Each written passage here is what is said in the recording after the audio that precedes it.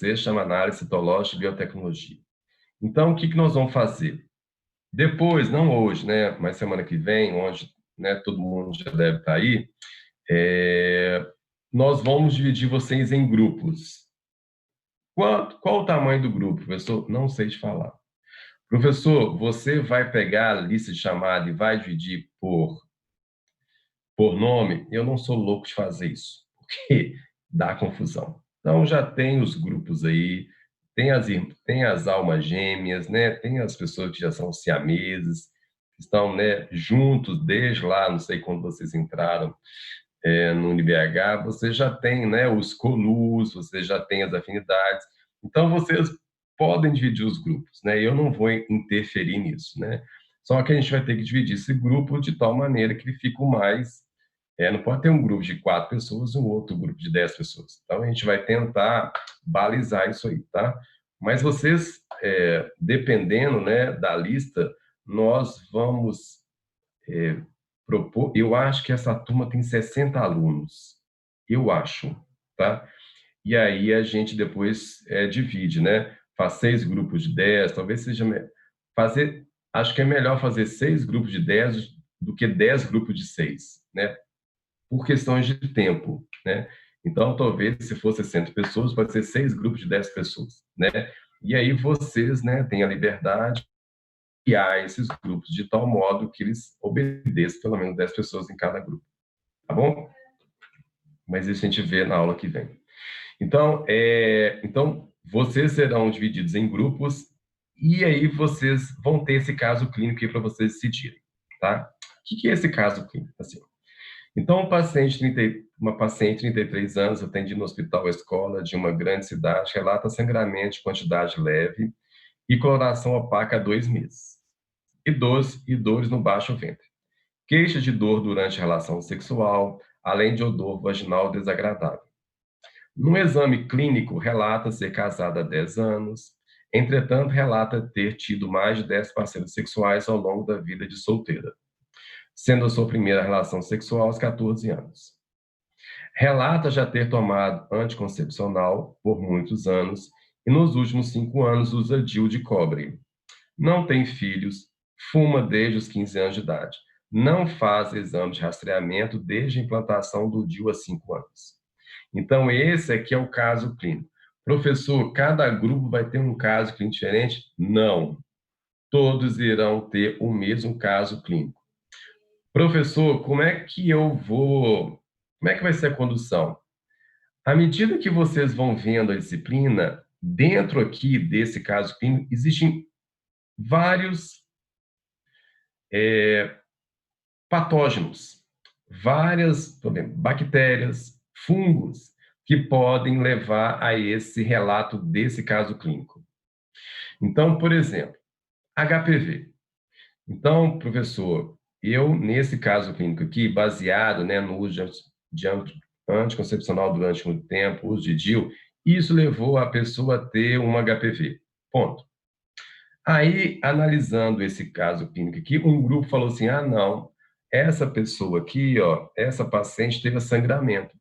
Então, se ela teve sangramento, ela poderia ter herpes. Professor, baseando aqui, né, ela usa, sei lá, teve várias relações sexuais, ela pode ter tricomonas.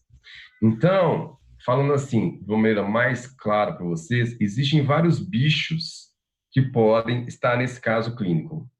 Vocês vão pegar uma linha de raciocínio e vão levar desde o início até o final. Então, existe algumas regras que vocês irão ter tem algumas regras que vocês irão obedecer para você ir fechando esse caso clínico. Professor, o meu grupo vai falar de herpes, porque a gente sabe que esse caso clínico pode ser um caso de herpes. Beleza. Que seria o grupo da Gabriela. Aí a Bianca falou assim, o grupo da Bianca falou assim, professor, eu também acho que pode ser herpes. Beleza, não tem problema nenhum. Os grupos podem contemplar, talvez, os mesmos patógenos. Mas, assim, é impossível a Gabriela ter a mesma linha de raciocínio do que a Bianca. É impossível a Bianca ter a mesma linha de raciocínio do que a Gabriela, tá? E se a gente propor vários patógenos que pode ser aí, a gente pode também, né, falar assim, já que a Gabriela vai falar de herpes, então herpes não pode ser falado mais. Então a Bianca vai falar de tricomonas, tá? Então outro grupo vai falar de Gardnerella. Talvez seja melhor isso, tá? Já que tem vários patógenos que pode levar a esse caso clínico, né? Vocês vão escolher um e vão, a partir do ponto que vocês vão escolher, que vocês escolheram, vocês vão fazer uma história ao longo do semestre em cima desse caso clínico, tá? Com relação ao patógeno que você escolheu, o que eu estava querendo falar com você é o seguinte: é impossível ter trabalho igual. Não existe isso na face da Terra. A linha de raciocínio é diferente da Gabriela, da Bruna, da Thaís, de qualquer uma de vocês. Então, isso também vai ser levado em consideração. Então, no final, na hora que você apresentar o trabalho e durante o feedback a gente observar que estão tendo coisas iguais, aí tem uma coisa que está errada, né? Então, quer dizer, você pode até pegar o mesmo bicho lá, mas assim, a linha de raciocínio é completamente diferente. Beleza? Então, esse é o caso clínico que vocês irão trabalhar ao longo do semestre, tá? Só que em cima desse caso clínico, a gente tem algum norte para você seguir. Primeiro, são vários itens. Você tem o A, o B, o C, o D, o E e o F. E aí vocês vão ver o seguinte, vocês têm 3 feedbacks aqui. Você tem o primeiro feedback, você tem o segundo feedback e você tem um terceiro feedback. Então, o primeiro feedback vai acontecer no dia X, lá em setembro, eu acho. O que vocês já deverão ter feito? Primeiro, qual seria a melhor conduta com essa paciente? Que exames ela deveria realizar e por quê? Estabeleça uma linha de raciocínio, partindo do diagnóstico que você considera mais justificado nesse caso. Herpes, tricomonas, Gardnerella, sei lá. A partir de sua escolha, proponha os exames realizados, os resultados obtidos, fazendo uma correlação entre o diagnóstico citopatológico e molecular. Então, os itens A e B, que fazem parte desse caso clínico, que vocês irão selecionar um possível patógeno, um possível agente que levou a essa alteração, lá no primeiro feedback, o que vocês irão apresentar para mim e para a Lorena? Esses 2 itens aqui. Aí nós vamos pegar e falar assim, olha, Bruna, eu acho que não está bom, não. Que deu o diagnóstico seu? O que deu o diagnóstico molecular?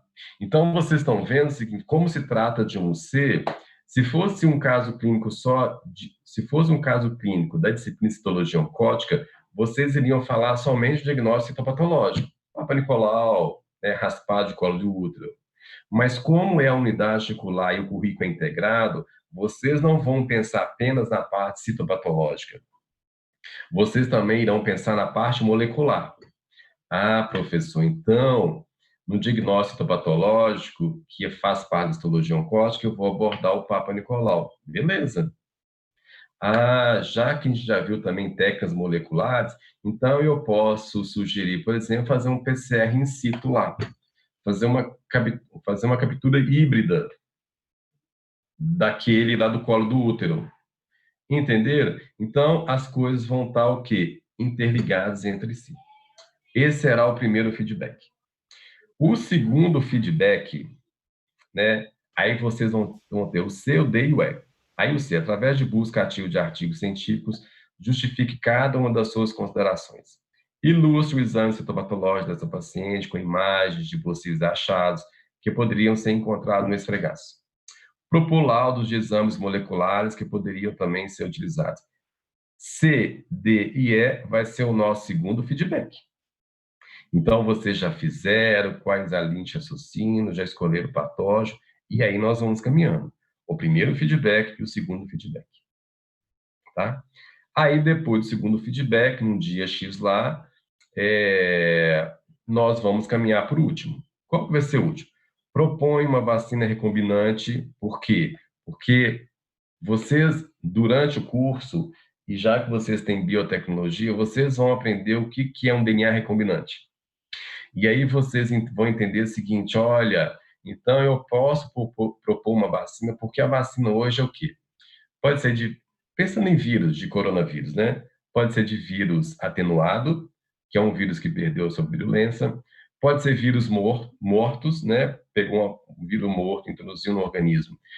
E a partir desse vírus morto vai desenvolver uma resposta imunológica. Ou pode ser uma vacina de DNA recombinante, que é um dos exemplos da vacina de Covid que está sendo proposto, por exemplo, de uma empresa americana.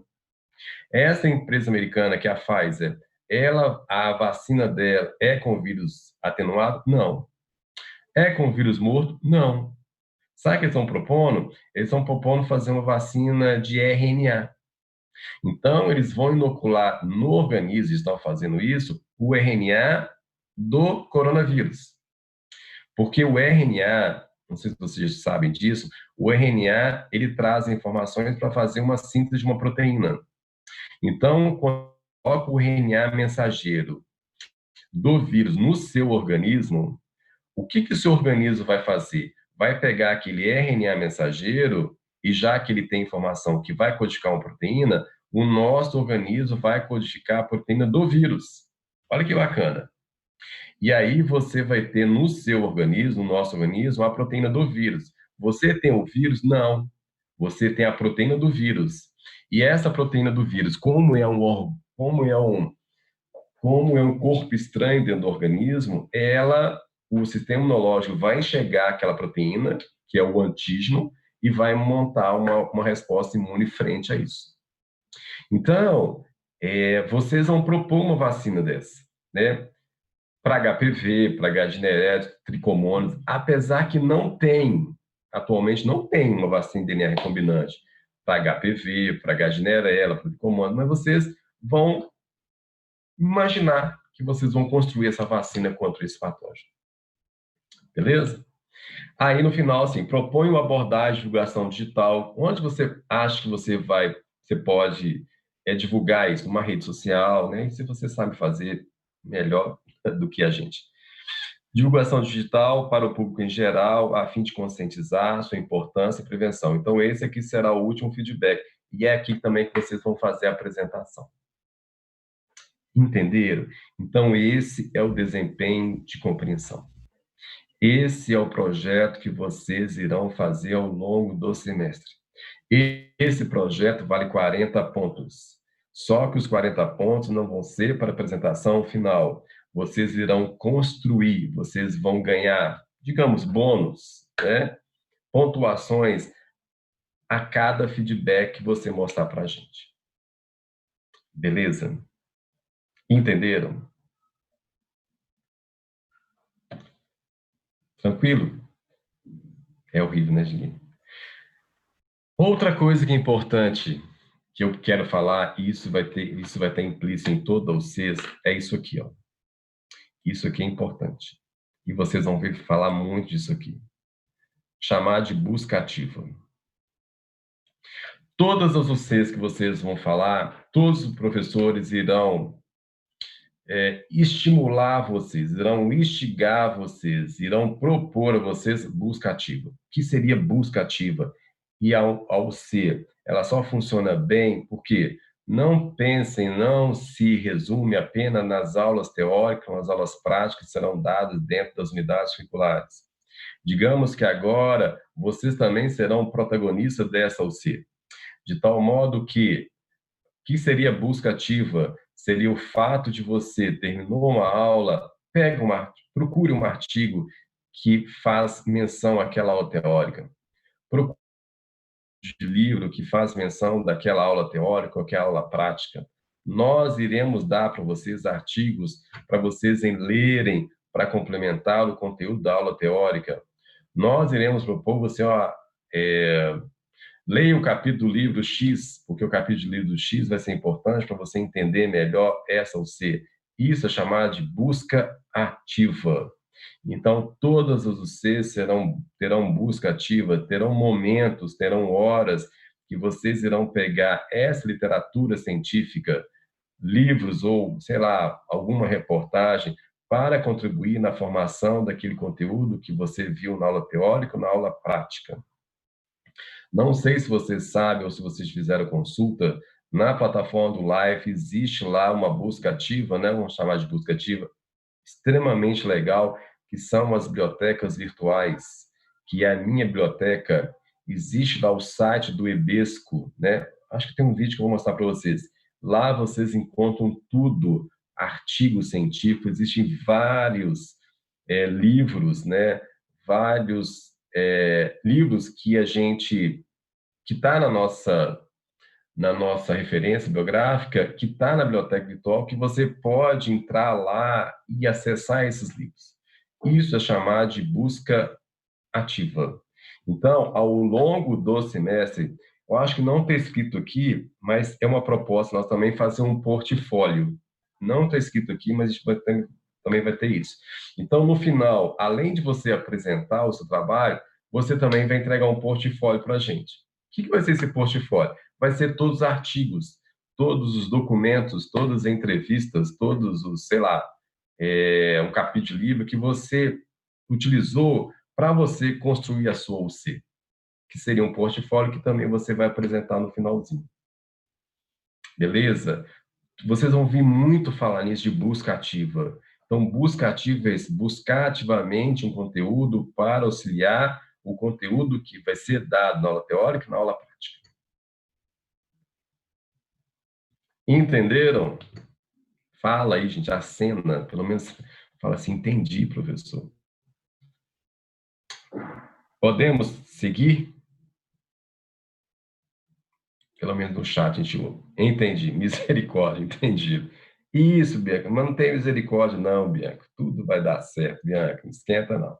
É muito novo, é novo para vocês, mas você vai ver que vai dar tudo certo, tá? Então é isso. A montagem de portfólio será em grupo individual, será em grupo, Catarina, tá? É o grupo, vocês vão fazer tudo em grupo. Nada vai ser individual, tá? O desempenho de compreensão vai ser todo em grupo, tá?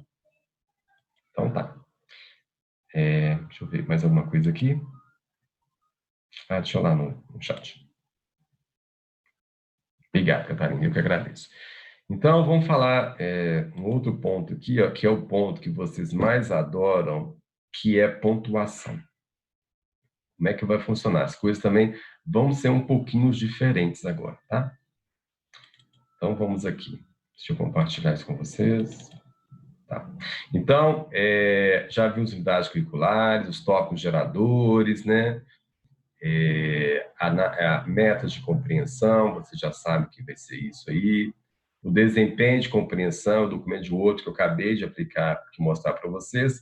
E aí vamos falar de uma coisa que vocês não gostam, mas infelizmente a gente ainda está atrelada a vocês serem avaliados. É bem provável que, né, com essa mudança desse currículo integrado, né, que é uma nova proposta, que alguns países já fazem isso, né, é bem provável que não estou falando que vai ser amanhã, que no futuro próximo talvez não vai ter mais avaliação, né? Vai ser como se fosse aqueles feedbacks, né? E aqueles feedbacks a gente vai tendo conceitos, não vai ter mais prova, mas até isso chegar, nós ainda teremos as nossas atividades, tá? Essa avaliação contínua é só dessa você? Não. Todas vão falar a mesma língua. Todas serão do mesmo jeito. As datas da prova serão no mesmo dia para todas as UCs, tá? Só a apresentação do desempenho de compreensão que cada um pode estipular a data, tá? Mas, assim, a atividade 1 e a atividade 2 têm pré-estabelecidos os locais, pré-estabelecidos as datas onde irão ocorrer. Primeiro ponto que muda, não temos mais D1, não temos mais D2, não temos mais D3. Não temos mais A1, quer dizer, tem A1, mas vai ser um A1 diferente. Não temos mais A1 igual vocês viram no semestre passado, não tem mais A2 igual vocês viram no semestre passado. Não tem prova substitutiva. Apaga isso aí e vamos para uma nova avaliação. Como é que vai funcionar isso? Agora, já que a gente tem D1, D2, D3, nós temos A2 a 3. Então, nós temos a atividade A1, atividade A2 e atividade A3. Tá? Lembrando que a atividade A3, você já sabe o que é. Essa atividade aqui, A3, ó, que eu estou circulando para vocês, e que, portanto, ela vale 40 pontos, essa atividade é o desempenho de compreensão, tá? Isso aqui, ó, é o desempenho de compreensão. Esse aqui é o desempenho... Ah, como faz, não tem jeito. Esse aqui, deixa eu colocar mais para cá. Esse aqui é o desempenho de compreensão que a gente acabou de falar. Então, vale o quê? 40 pontos. A3. Tranquilo. Tá? Que é a proposta que nós vamos fazer ao longo do semestre, os feedbacks, vale 40 pontos. Aí nós temos um outro momento de atividade. Nós vamos ter um momento dessa atividade que vai ser chamada de A1 e vai ser chamada de A2. Essa 1, ela vai ser uma avaliação dissertativa. Professor, todo mundo vai fazer essa avaliação dissertativa? Sim. Toda UC vai ter uma avaliação dissertativa. E quando a gente fala de avaliação dissertativa, nós estamos falando de quê? Nós estamos falando de uma prova aberta, tá? E essa avaliação dissertativa, ela vai valer o quê? 30 pontos. Ela vale 30 pontos. Então, entre o dia 15 do 10 e 18 do 10 de outubro, nós vamos fazer a nossa A1. E essa A1, na verdade, avaliação dissertativa. Não fiquem preocupados, não, e nem assustados. Essa avaliação dissertativa, ela tem 3 questões. Questão 1, questão 2, questão 3. E cada questão, teoricamente, cada questão vai valer 10 pontos. Só que, para não dar uma questão valendo 10 pontos, os professores dentro das UCs, eles têm a liberdade de propor, por exemplo, a questão A, aí você coloca, primeira questão, aí você coloca A, B, C, D. Segunda questão, A, B, C, D, E. Terceira questão, A, B, C, D, E, F. Então, você pode ter sub-itens dentro de uma questão. Talvez seria melhor para você diluir mais esses 30 pontos. Mas essa diluição, esses itens, também serão em cima de conteúdos que vocês vão ter que escrever. Então, será uma prova dissertativa. O lado bom disso é que vocês vão fazer no horário da aula? Não. Então, entre o dia 15, que na verdade isso aqui é um recesso, né? Entre o dia 15 e 18, vocês vão ter 3 dias, e é bem provável que essa prova vai ficar para vocês fazerem durante 3 dias. Essa prova vai ser via live, é igual do mesmo modelo que vocês fizeram no semestre passado. Vai ser via live e lá você vai fazer essa prova. Então, você tem, por exemplo, 48 horas para fazer essa prova, 72 horas para fazer essa prova. Então, você fazer essa prova e depois vai anexar essa prova, vai postar essa prova no live. Beleza? Outra coisa importante. Essa prova avaliativa não é em grupo. Ela é individual. Então, cada um de vocês vão fazer isso aí. Entenderam? Que tem um valor de 30 pontos. Beleza? Ou não, beleza? Aí nós vamos para, entender? A1, então A1 vale 30 pontos. A2. A2, vamos dar coisa aqui. A2, se alguém quiser perguntar, abre o microfone que a gente tiver dúvida. A2 vai ser uma avaliação objetiva. Quando que ela vai... Por favor, Bianca. A1 é tipo uma redação, né? É uma prova, na verdade, seria assim, mini casos clínicos que acho que o formato vai ser assim, mini casos clínicos você descrever sobre aquilo lá. Entendeu? Sim. Basicamente isso. Aí, entendeu, Bianca? Sim. Entendido. Beleza. Aí você, diga, por favor. Uma dúvida. Esse tempo vai ser disponibilizado pelo professor, ele vai julgar se é necessário todo esse período, ou é, tipo, um tempo padrão para essa prova? Tem o padrão, Ícaro, 48 horas, Ícaro. Então, se você quiser fazer, se você fizer lá essa prova em 3 horas, posta ela lá. Se você fizer ela em 24 horas, posta ela lá, né? Se eu fiz em 24 horas, mas amanhã não vou postar agora não, vou deixar para amanhã, amanhã eu vou rever tudo, né? E aí no outro dia você posta lá, beleza. Não está estipulado o tempo, tá? Mas eu te falo o seguinte, não vai ser no horário da aula de OL, não vai ser no horário da aula da UC e não vai ser 2 horas para você fazer. Vocês vão ter um tempo mais dilatado. Eu já ouvi falar de 72 horas, de 48 horas, ou 24, entendeu? Mas vai ser um tempo, assim, estendido para você fazer. Entendi, obrigado. E Falou, Ícaro. as aulas serão gravadas? Pois é, a gente pode gravar as aulas, né? Que é um pedido que vocês sempre fazem. No Zoom agora, você sabe que nós temos o poder sobre o Zoom, né? Acho alto isso. Então, por exemplo, a gente pode colocar aluno fora da sala, se estiver fazendo bagunça, né? Nós podemos dividir a sala em grupos, né? Inclusive, também a gente tem esse artifício de poder gravar, tá? E eu não tenho problema nenhum com relação a gravar a aula, tá? A gente grava, posta lá para vocês, sem problema nenhum, tá? Para mim não tem problema nenhum. Lorena também eu acho que é tranquilo. Obrigado. Falou, cara. Aí depois vamos fazer depois da 1 nós vamos fazer a 2. A 2 é um pouquinho diferente, né? Agora é uma avaliação objetiva, né? Que objetiva, no caso, são questões fechadas.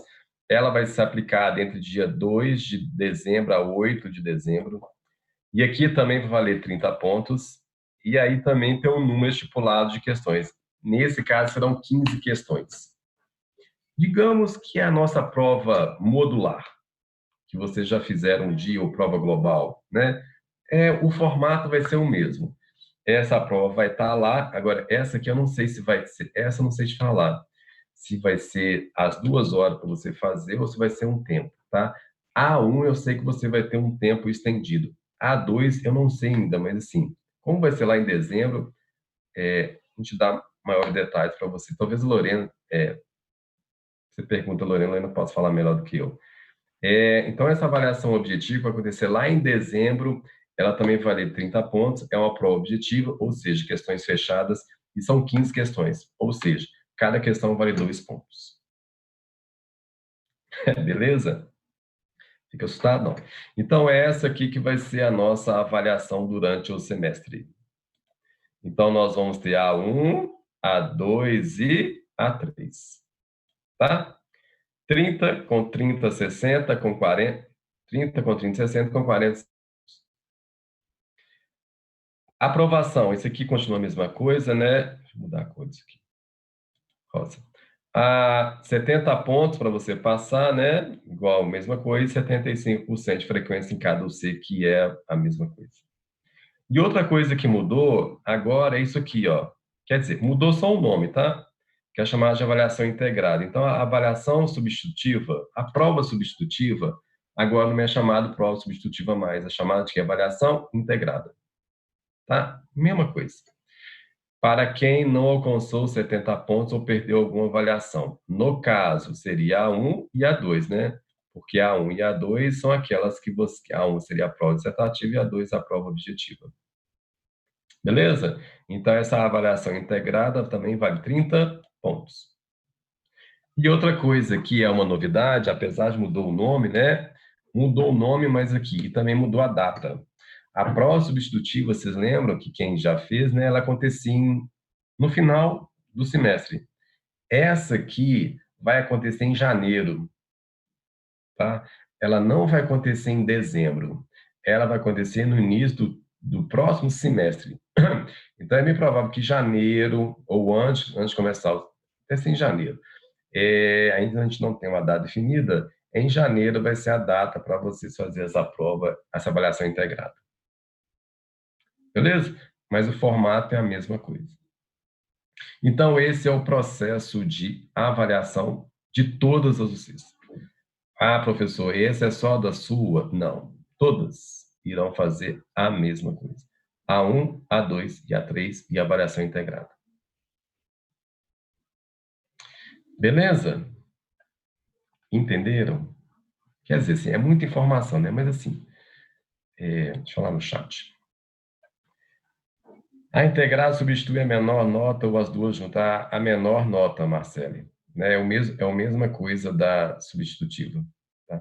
Professor, pode repetir, por favor, A2? Claro, Emanuele. A2 está me perguntando. Então, A2 é Emanuele. Emanuele, A2 vai ser a prova fechada.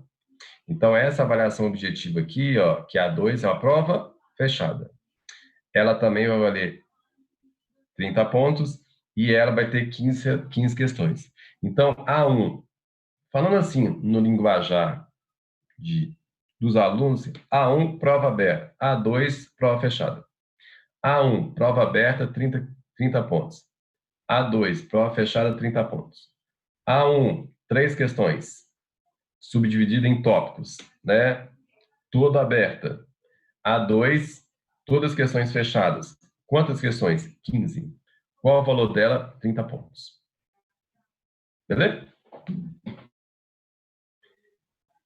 Beleza. Isso, Manuel. Isso. Você entendeu, então tá ótimo. Tá? Deixa eu ver isso. Aqui estão as referências biográficas dentro da UC, tá? E aí tem livros, tá? Tem muita coisa que você... Aquela busca ativa é super legal dentro de cada UC, tá? Tem as referências biográficas, dúvidas, começar, antes de começar, a gente faz um intervalinho. Eu só queria, eu não sei se vocês têm acesso a isso, tá? Antes de falar de busca ativa, deixa eu só, uma outra coisa que eu quero mostrar para vocês, só a gente passar isso, porque a gente tem que começar hoje, pelo menos, algum conteúdo teórico, tá? A gente não pode só apresentar e ir embora, não, tá? Infelizmente. Então, eu preciso falar algumas coisas para vocês. Pelo menos a introdução, mas eu preciso falar. Só um minutinho aqui, deixa eu só abrir. Isso, acho que eu fechei. Deixa eu abrir o cronograma e o plano para vocês, que também vai estar lá para vocês terem acesso. Só para vocês verem como é que vai ser o nosso cronograma, o nosso plano de ensino, tudo vai estar lá. E aí... Ué?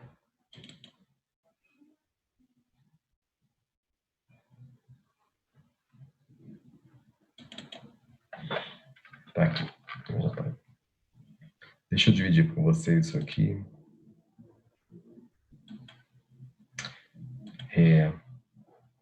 Isso aqui que eu quero mostrar para vocês. Deixa eu aumentar aqui. Também vai estar tudo para vocês, lindo, maravilhoso, tá? E se preparar o material aqui, eu falo para vocês, né, se vocês quiserem trazer, que é uma praticinha que a gente faz aqui para vocês mostrarem a estrutura dimensional do DNA. Eu falo para vocês depois. Então, esse aqui, ó, então é a UC de Análise Citológica e Biotecnologia, os professores, a professora Lorena e eu, né? Aqui tem essas estações aqui, ó, é só falando, né, embasamento teórico é aula teórica, tá? Simulação, o que quer dizer simulação na UC? É uma parte prática, ou no caso, se a Lorena lá, na aula de citologia, se ela mostrar uma lâmina para vocês, se ela mostrar um corte histológico para vocês, imagem, atlas, isso tudo é como se fosse uma simulação, tá? Que são as estações. Mas a gente vai compreender melhor essas estações quando a gente voltar para o virtual, quando a gente voltar para o presencial, tá? Mas, assim, essas estações, assim, aula teórica, aula prática, ou aquele momento que a gente vai ter o nosso feedback, tá? Então, aqui está as semanas que a gente vai ter de aula, aqui são as estações, se é aula teórica, se é aula prática, tá? Aqui são as datas, né? Aqui vai ser o conteúdo. Então, hoje, o que? A apresentação do OC, que está sendo feita por mim. Lembrando que o dia que sou eu, na verdade, vai ser eu / colocar assim, todos os alunos,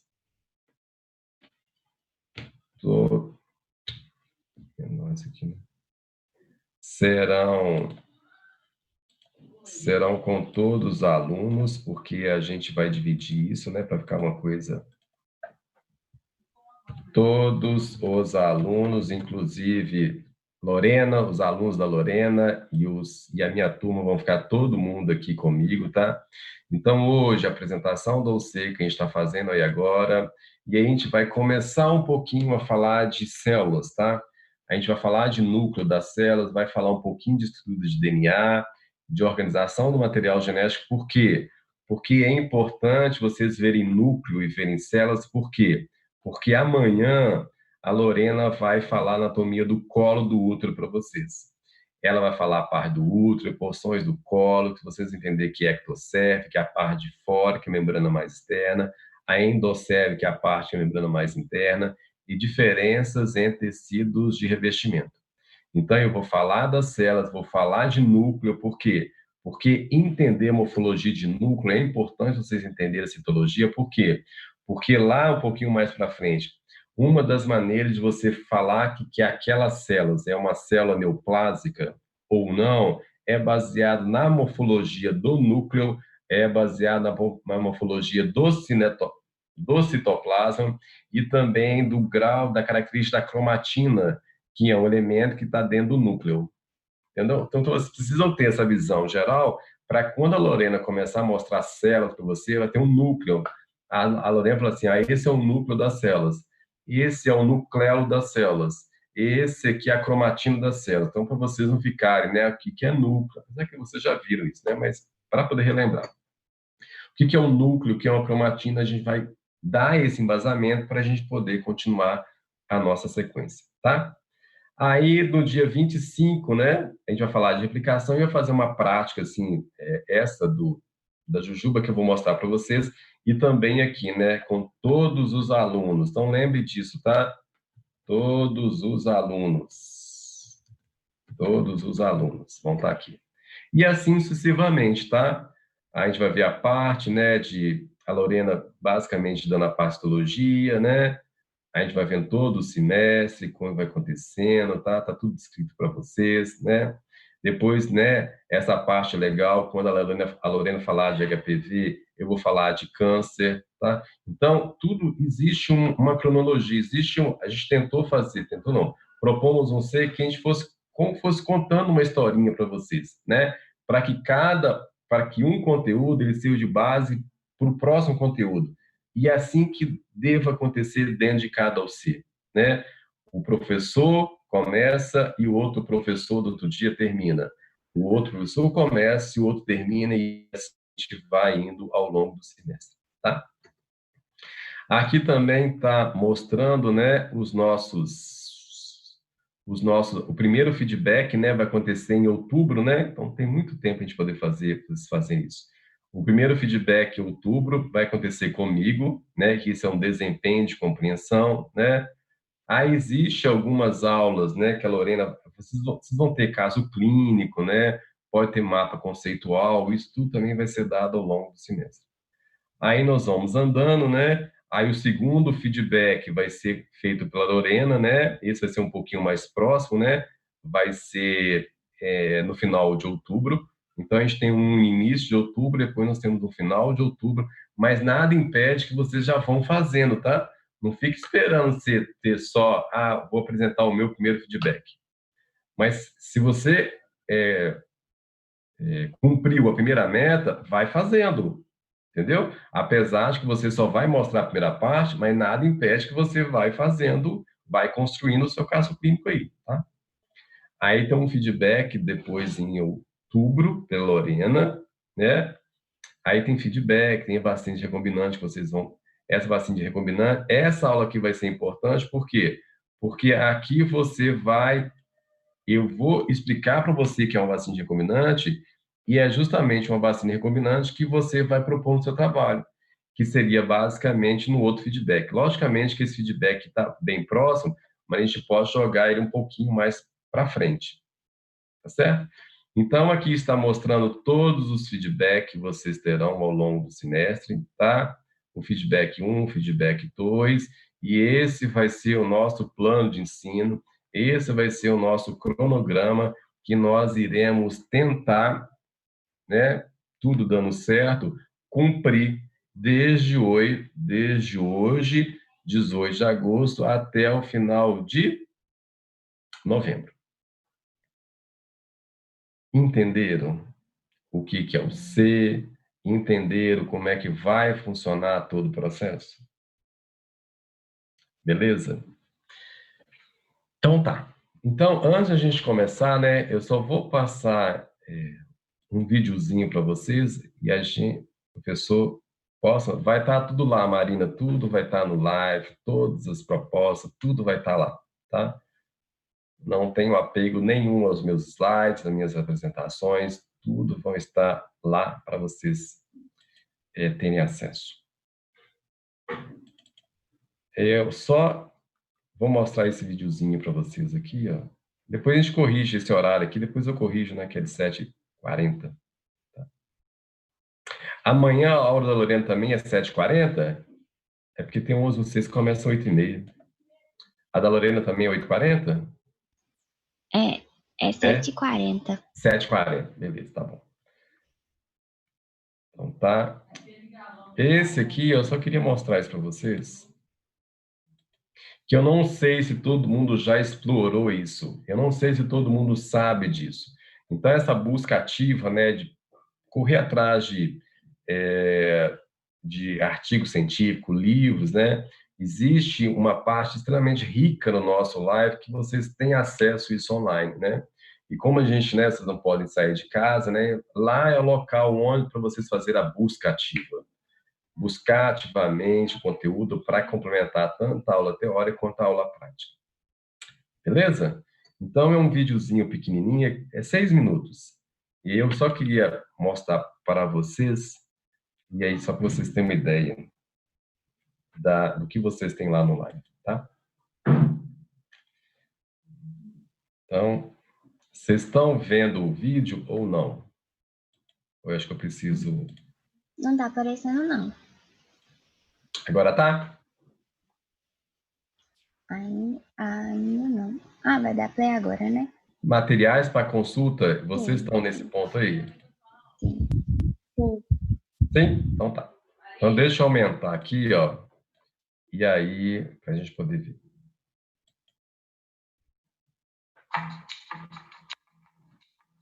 Olá, professor.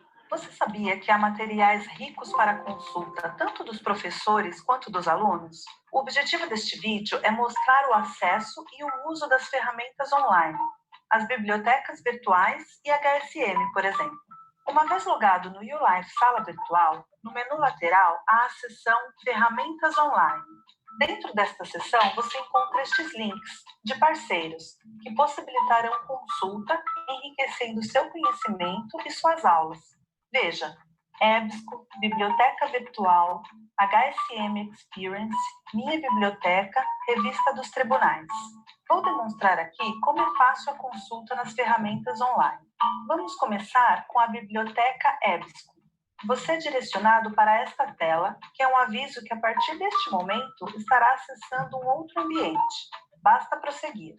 No ambiente EBSCO, você encontra um tutorial explicando detalhadamente como funciona esta poderosa ferramenta de referência online e diversas particularidades.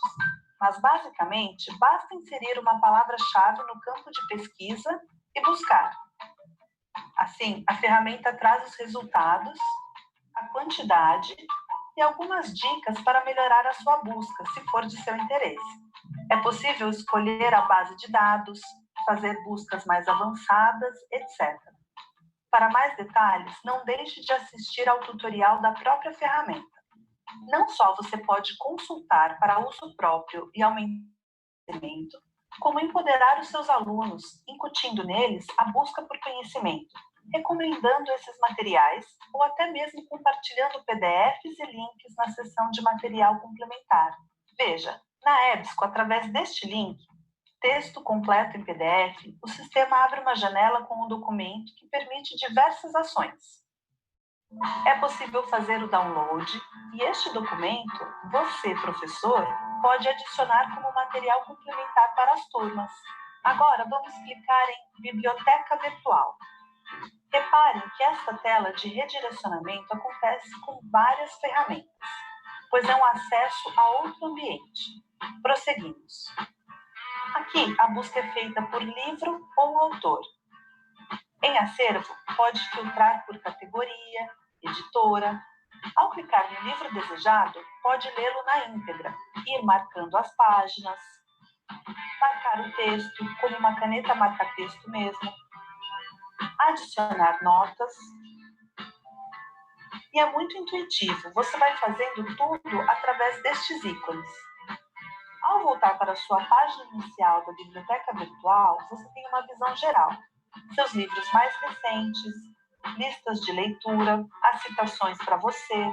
Também visualiza os livros adicionados mais recentemente na plataforma. O menu Seu Acervo é personalizado, onde encontra os livros atualmente sendo lidos, os que já foram lidos, os destaques e notas que já fez sobre os livros que leu, construir e consultar suas metas de leitura. E como nossos alunos também têm acesso a esta biblioteca, é possível recomendar através de um aviso para que eles também estudem determinado livro, até para uma atividade, se você é professor, assim desejar. Imprimir ou salvar páginas não é possível com este parceiro, a não ser que compre créditos. Alunos e professores também têm acesso ao conteúdo HSM Experience, onde pode encontrar uma infinidade de artigos, vídeos, jornadas, podcasts sobre diversos assuntos. Um verdadeiro tesouro para nós e sem ter que pagar. Ao fazer uma busca por qualquer assunto, o sistema já te traz possíveis resultados para escolher nos formatos disponíveis: vídeos, artigos, jornadas e podcasts. Agora vamos visitar Minha Biblioteca, que é uma ferramenta de busca de livros. Basicamente, basta digitar uma palavra-chave no campo de busca e dar um Enter. O sistema traz os resultados disponíveis. Basta clicar no livro desejado para ter acesso a algumas ações, tais como lê-lo na íntegra, realçar trechos, como uma caneta marca-texto mesmo, adicionar notas sobre os trechos. Basta clicar sobre o trecho destacado e digitar a nota que quer tomar. Ou vir aqui na lateral por este ícone, onde posteriormente você pode ter fácil acesso às suas anotações. Se encontrar um assunto pertinente para uma disciplina que ministra, é possível copiar a URL por este ícone e inserir como material complementar, por exemplo. Veja, quando o aluno clicar, ele já vai direto para a página cujo link o professor copiou e inseriu. Também é possível imprimir ou salvar do seu computador páginas através deste ícone. E também inserir como material complementar das disciplinas. Neste caso, o arquivo virá com uma marca d'água, com a instrução de não fazer cópias e o e-mail do professor. É importante que saiba que ao clicar neste ícone localizado no canto superior direito da tela, você tem acesso a um tutorial se tiver dúvidas sobre a ferramenta. Por fim, há a Revista dos Tribunais, voltada para o direito, onde é possível fazer pesquisas sobre estes assuntos das abas: doutrina, jurisprudência, legislação, etc. Ao entrar em um documento, poderá salvá-lo clicando neste ícone e também poderá inseri-lo como material complementar. Note que é um link Tutoriais, que traz como fazer cada tipo de pesquisa e dicas de uso. Por enquanto é só, pessoal. Recomendamos que usem as ferramentas online e também incentivem os seus alunos a serem protagonistas de seu aprendizado.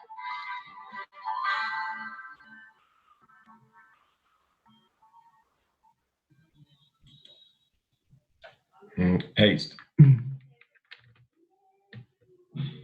E aí, estão ouvindo? Porque às vezes quando colocam fone de ouvido, some. Sim. Estão ouvindo? Aqui, ó.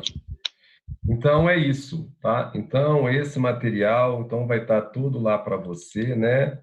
A gente está falando dessa busca ativa E aí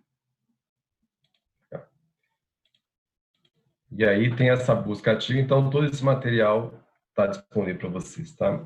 Eu acho que, assim, agora muito, né, é muito novo, mas, assim, à medida que a gente for caminhando, né, e, né, daqui uma semana, as coisas vão se encaixando, vocês já vão assimilando essa nova proposta, mas, assim, uma proposta super legal, uma proposta inovadora, e que eu espero que vocês gostem, né? Nós, professores, adoramos a ideia, né? A proposta, e eu também tenho certeza que vocês também irão gostar, tá bom?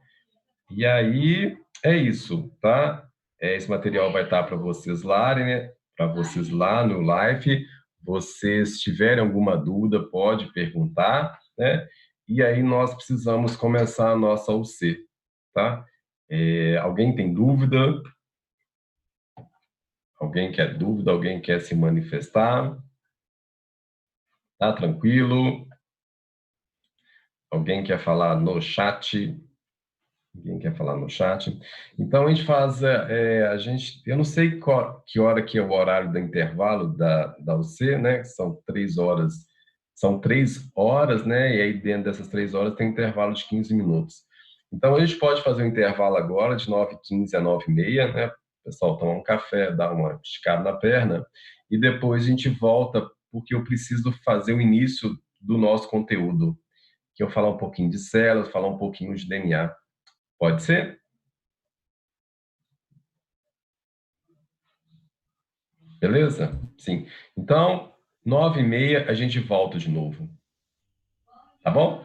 Eu não vou sair quer dizer, eu vou só desligar meu áudio, meu vídeo, mas se vocês quiserem deixar a câmera ligada, fique à vontade. Tá bom? Então a gente volta 9h30 para a gente começar a nossa UC, e nesse momento, se vocês Essa tiverem. aula você gravou? Não entendi, Renata? Essa aula você gravou ela? Não, essa parte introdutória não gravei, não. Ah, sim. Tá bem, então. A gente está pensando em gravar, mas o conteúdo agora eu gravo, Renata. Tá bom, então. Tá? Obrigada. Mas se tiver dúvida com relação ao planejamento, vocês vão me perguntando aí. Ou se depois, quando a aula terminar, né, se vocês ficarem, às vezes fica mais à vontade, quando tiver pouca gente, quiser perguntar também, fica à vontade. Tá bom. Beleza? Obrigada, professor. Eu que agradeço, Renata. Então, 9h30 a gente volta para a gente continuar. Tá bom? Então, até daqui a pouquinho. Você de análise citológicas e biotecnologia. Então, como eu havia dito para vocês, nesse primeiro momento, a gente vai falar um pouquinho de núcleo de células, o que é um núcleo de células, o que é uma estrutura de DNA. Por quê? Porque isso vai dar embasamento. Oi? Foi para gravar? Ah, ótimo, só um minuto. Vamos voltar de novo aqui, peraí. Recording in this computer. Isso. Continua.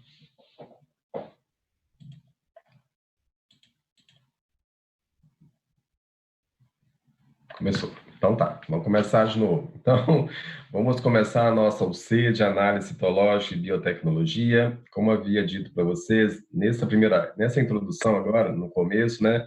Vou falar um pouquinho de células para vocês, vou falar um pouquinho de organização do material genético para vocês, né? Falar um pouquinho de DNA, porque isso é importante falar para vocês, por quê?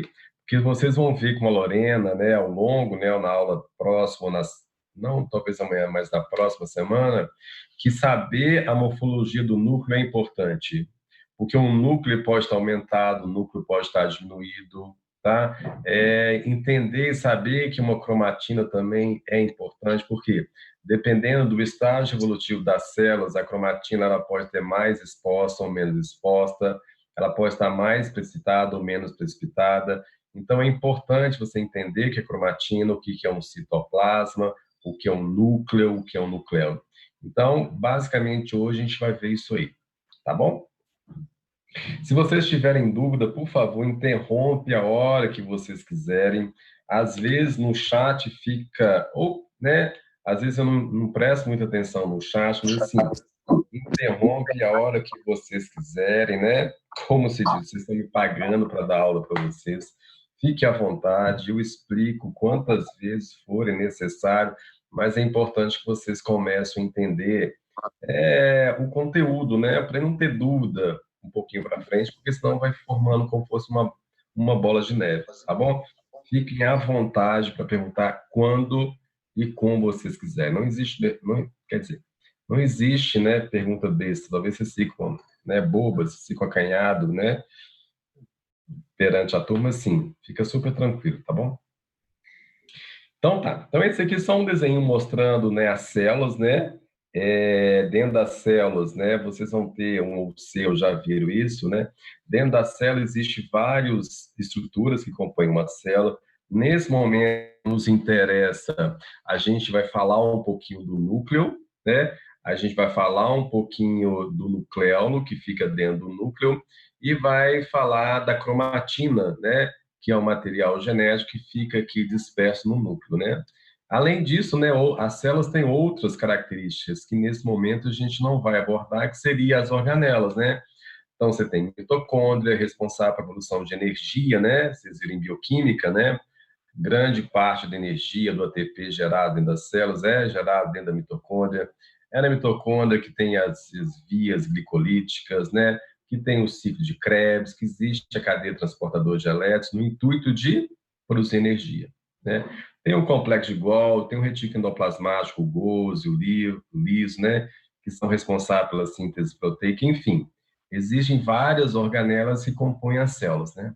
E aí, basicamente, né, se você pegar uma célula aqui do ombro, né, dessa mulher, ou se você pegar uma célula do colo do útero da mulher, basicamente vão ter as mesmas estruturas.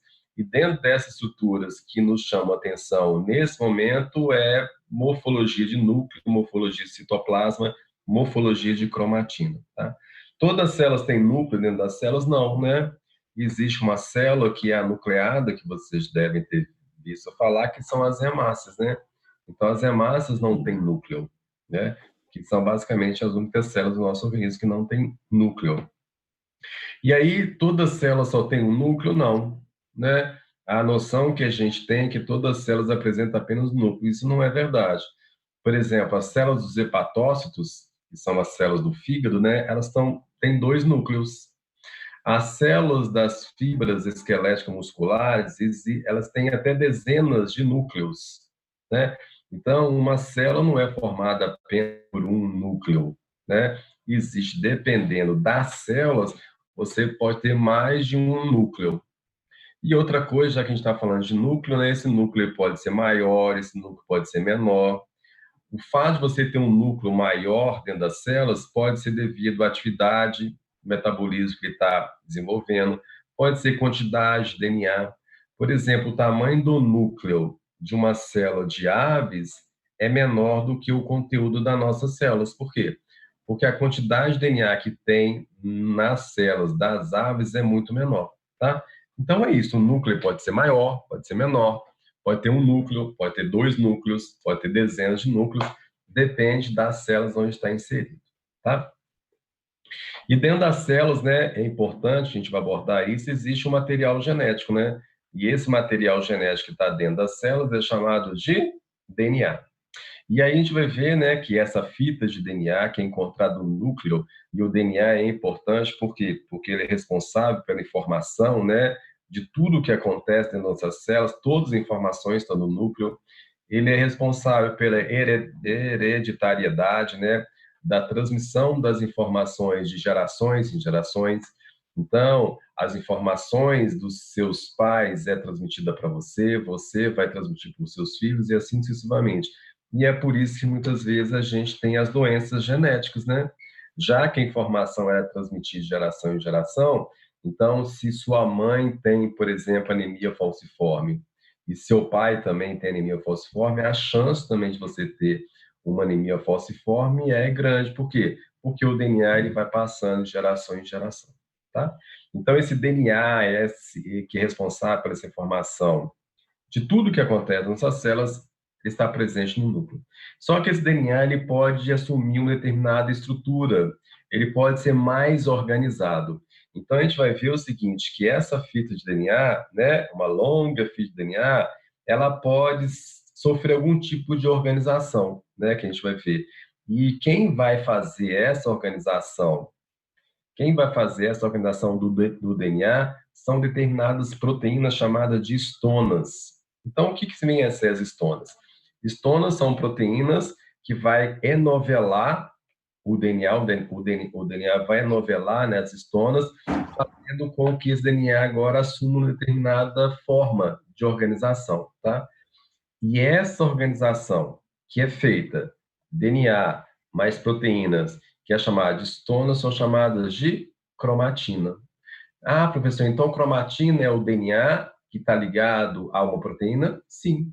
Só que quando você tem um DNA e ele se liga a essas histonas, essas proteínas, ele vai assumir um padrão de organização que ele agora, que essa cromatina não é mais chamada cromatina, é chamada de cromossomos. Então, cromossomos e cromatina é a mesma coisa, depende do nível de organização, tá certo? Então, cromatina e cromossomo basicamente são formas morfológicas diferentes, né? Mas tanto os cromossomos quanto a cromatina são formados de DNA, tá? Isso é só uma noção geral. A gente vai esmiuçar isso melhor. Então, eu falei com vocês que é importante a gente entender o núcleo, né? Então, o núcleo, né, ele participa do ciclo da vida. E ele é importante por quê? Porque ele está envolvido, né? Já que o material genético faz parte do núcleo, então ele está envolvido praticamente em todos os processos das células. E aí vocês vão ver o seguinte, não sei, acho que dentro de uma outra eu sei que vocês vão fazer, é que esse núcleo, toda vez que a célula vai dividir, esse núcleo também divide. Então, as células, elas podem ter dois momentos. Um momento que é chamado de intérfase. O que seria intérfase? É o período que as células não estão dividindo. É o período onde o núcleo não está dividindo. Isso é chamado de intérfase.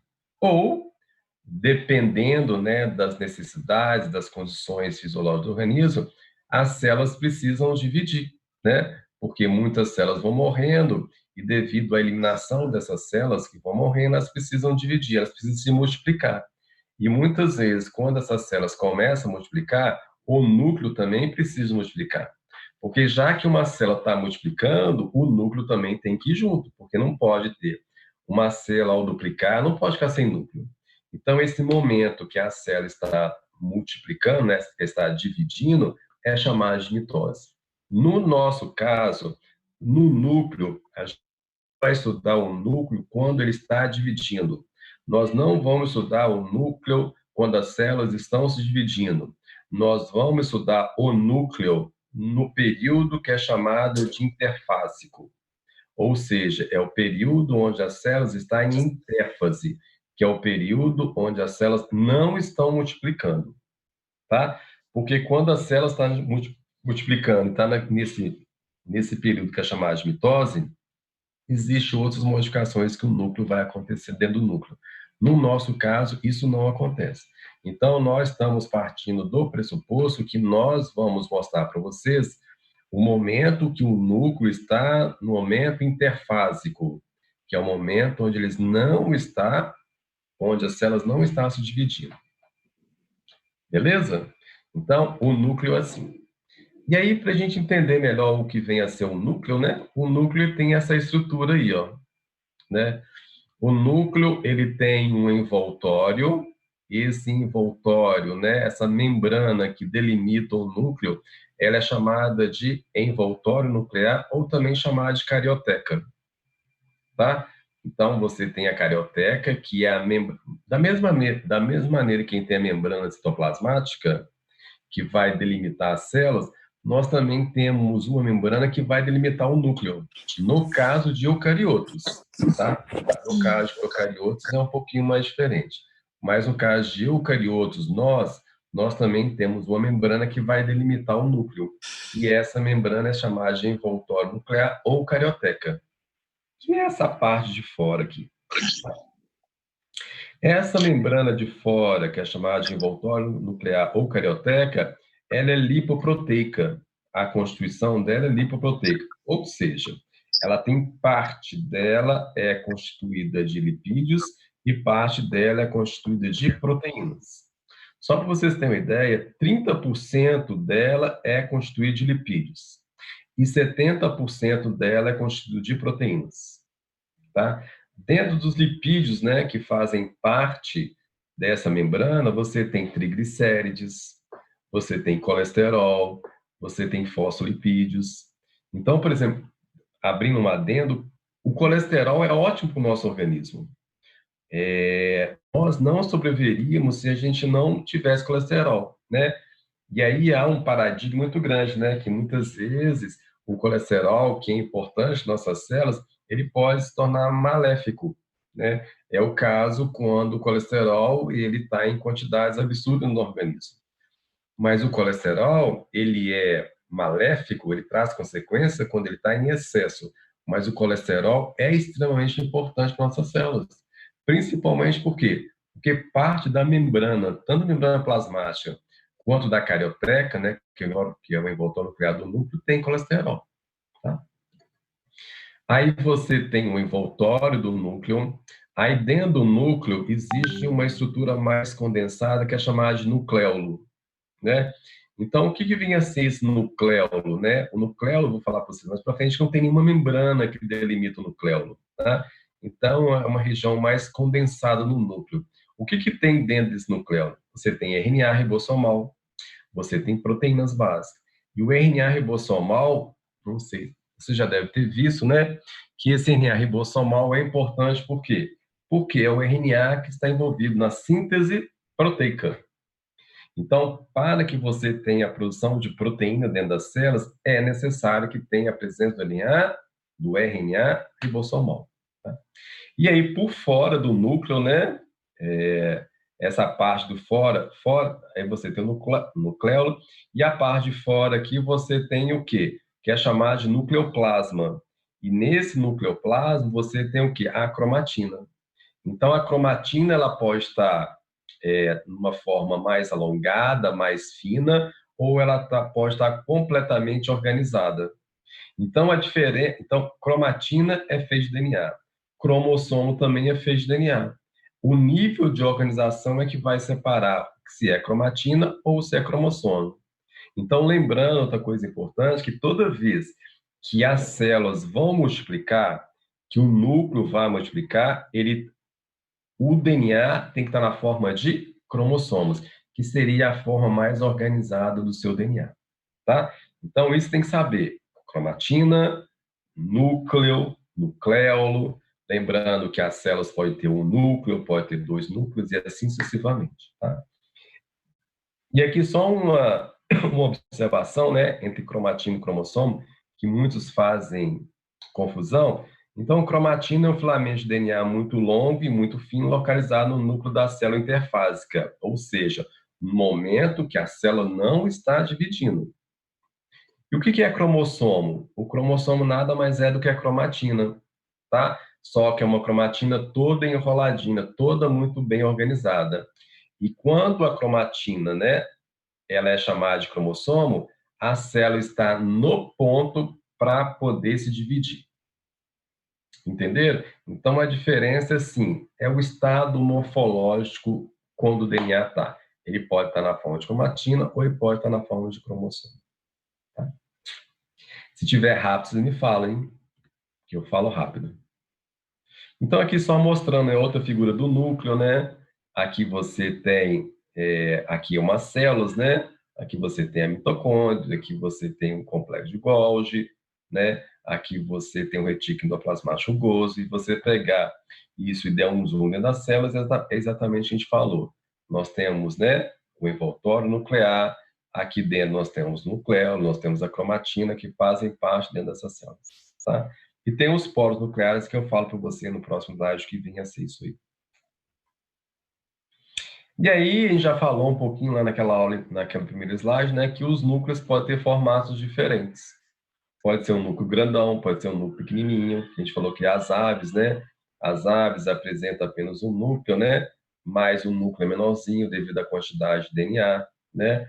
E aqui, só para exemplificar, né, então o núcleo não é só redondinho, o núcleo pode ter formas diferentes. Então, o que é um núcleo, né, de células epiteliais, Esse aqui é o núcleo de linfócito, né? Olha o tamanho disso. O linfócito, vocês vão aprender lá em hemato, é uma célula responsável pela defesa do organismo, né? Participa da resposta imune celular, né? No caso de coronavírus, né, os linfócitos têm um papel extremamente importante para conter a infecção do vírus. Você tem outras células que também aparecem no nosso sangue, que são os basófilos. Aqui o núcleo ele é binocular, tem duas partes, né? O basófilo são células, por exemplo, que participam dos processos de alergia dentro do nosso organismo. Então, quando você está com um processo alérgico, né, liberação de histamina, né, você tem a grande produção de basófilos. Você tem os neutrófilos, que é o núcleo, ele aqui é trinobular. Você tem três partes dele. Isso aqui é um neutrófilo, que também faz parte da defesa do organismo. Aqui você tem um eosinófilo, que também é encontrado no sangue. E esse eosinófilo também é um núcleo binobular. E aí os eosinófilos, por exemplo, está relacionado também à alergia e também infecção por eumintos. Então, se você tiver lá um Schistosoma mansoni, se você tiver um ascaris, se você tiver uma entamoeba, se você tiver qualquer tipo de protozoário, é bem provável que você tenha um aumento de eosinófilos, que são as células que são destinadas a tentar eliminar esses parasitas. E tem os monócitos, né? Que olha o formato do núcleo dos monócitos, né? Um formato totalmente estranho, né? E os monócitos, na verdade, são os macrófagos, né? Os macrófagos no sangue são chamados de monócitos. Já quando os monócitos saem do sangue e vão para o tecido, são chamados de macrófagos. Enfim, o núcleo pode ter formatos diferentes. E outra coisa, o núcleo também, ele não é... Porque quando a gente fala de núcleo, nós temos a noção de que o núcleo ele está presente apenas no centro das células. Nem sempre isso é verdade. Você pode ter núcleos que estão na parte de baixo das células, né? Que fala assim, núcleo ocupando uma posição basal. Por exemplo, as células do intestino, as células do pâncreas. Então, são células onde o núcleo não está no meio das células. O núcleo está na parte de baixo das células, ocupando a posição basal, tá? Então, entenda-se assim, o núcleo, uma célula pode ter mais de um núcleo, beleza. O núcleo pode ser grande, o núcleo pode ser pequenininho, beleza. E o núcleo pode ocupar o centro das células ou não, pode ficar mais abaixo da porção central das células, tá? Esse aqui, por que é importante você conhecer núcleo, né? Porque vocês vão ver lá com Lorena, lá na citologia, né? Que existe algumas células, neoplasia, né? É importante, quando as células são neoplásicas, você observar qual que é a morfologia do núcleo, tá? Então, aqui, ó, são células que fazem parte, por exemplo, do colo do útero. Então, as células mais da superfície do colo do útero são células escamosas, mas são chamadas de células superficiais. Então, aqui você tem células superficiais, aqui você tem células intermediárias, aqui você tem células parabasais, aqui você tem células basais. Então, notem o seguinte, que dependendo do tipo de células, apesar de fazer parte do mesmo tecido, a morfologia do núcleo é diferente. Então, se você faz lá um raspado, né, do colo do útero, né, um Papa Nicolau, que a Lorena vai falar com vocês, e você encontrar essas células aqui é normal, porque são células que estão na parte de cima, que é normal ter. Mas à medida que você faz lá um raspado e você encontra células assim, ó, com um núcleo maior, são chamadas de células basais.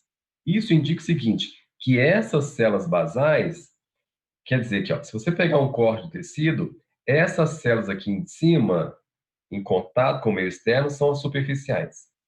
Depois das células superficiais, existem as células intermediárias. Depois das células intermediárias, existem as células parabasais.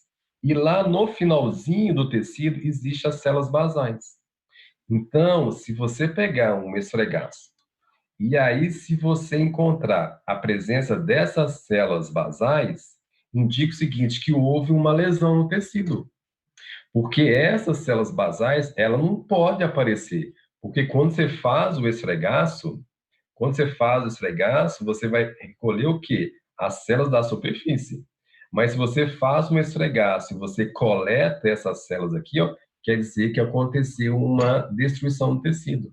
E aquelas células que estavam lá no finalzinho do seu tecido, como ocorreu a lesão, elas foram parar na superfície. E isso pode ser um indicativo de uma lesão o quê? Neoplásica.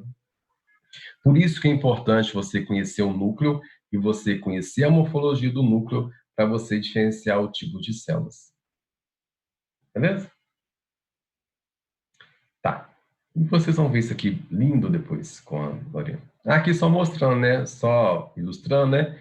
Então, digamos que aqui você tem uma célula, né? Olha a diferença do núcleo dessa célula para essa célula aqui. Então, essa aqui, pelo tamanho do núcleo, você sabe que essa célula aqui é uma célula superficial, está lá na parte externa da membrana, e essa célula aqui são chamadas de células intermediárias, né? Então, num esfregaço, você pode encontrar células superficiais e pode também se encontrar células intermediárias. Então, saber a morfologia do núcleo é importante por causa disso. Tá? Então, dando maiores detalhes, né? Então, esse aqui é uma célula, a gente já falou do envoltório nuclear, né? Essa parte aqui é o nucleolo, tá? E aí, eu queria chamar a atenção para você o seguinte, por quê? Porque dependendo do padrão de cromatina, isso também influencia no seu diagnóstico para você falar se é uma célula neoplásica ou não. Então, essa cromatina, onde que está a cromatina? A cromatina, teoricamente, ela fica aqui dispersa, né? Ela pode ser encontrada um pouquinho no núcleo, mas ela fica dispersa aqui, ó.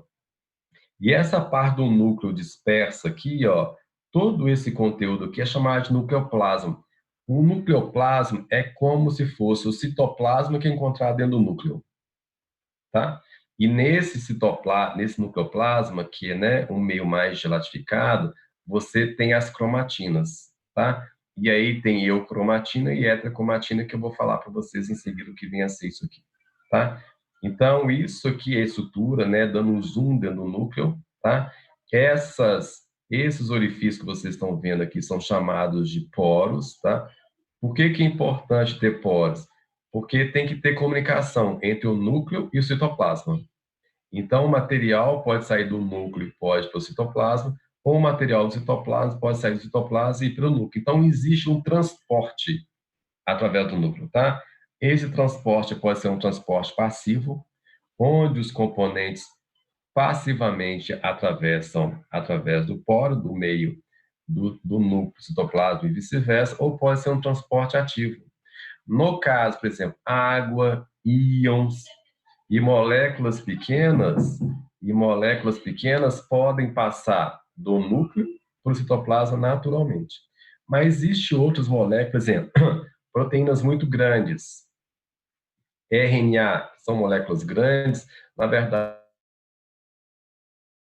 aí, né, existem algumas proteínas que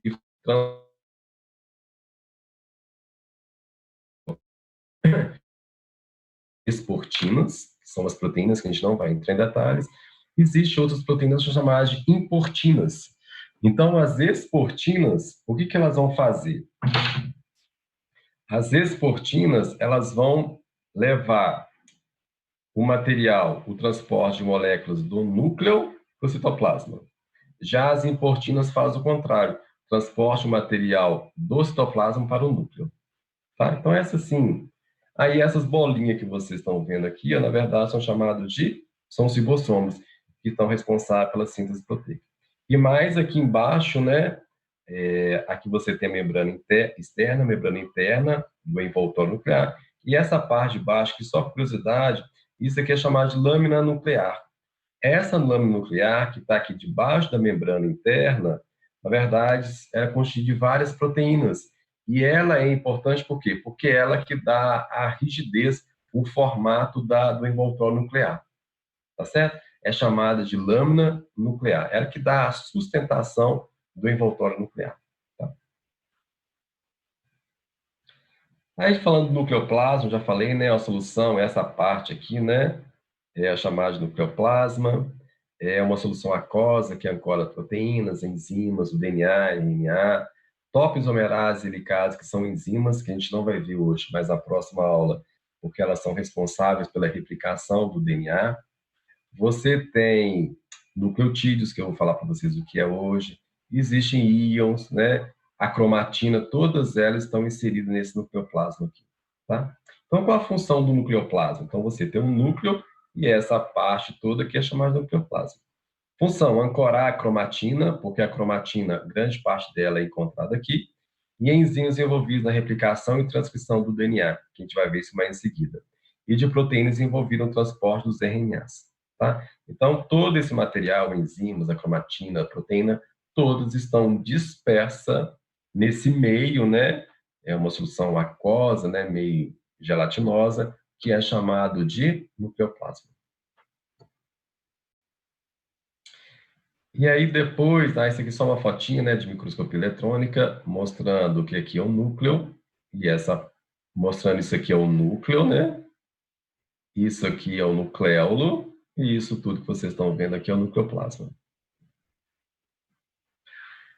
Aqui é a mesma coisa que eu falei com vocês naquele slide anterior, tá? Membrana interna, membrana externa, a gente falou dos poros, já falei da lâmina nuclear, que é essa parte que fica aqui debaixo da membrana, né?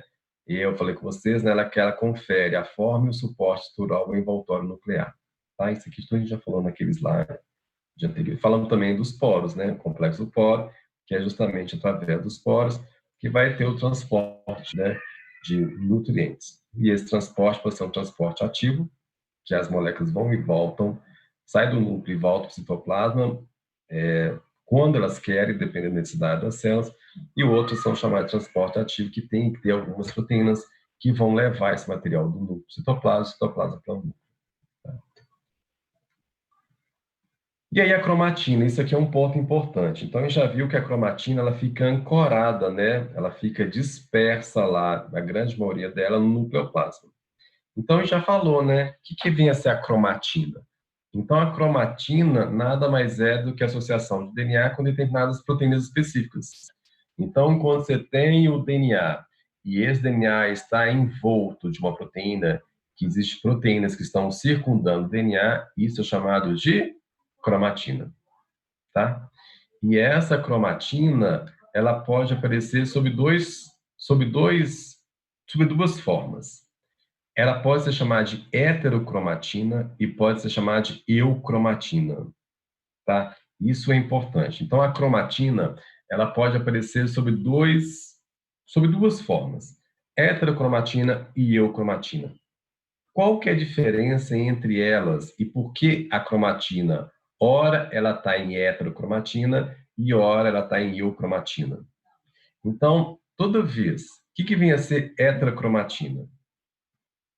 Ela é mais eletrodensa. Aparece como grânulos grosseiros, devido ao DNA condensado.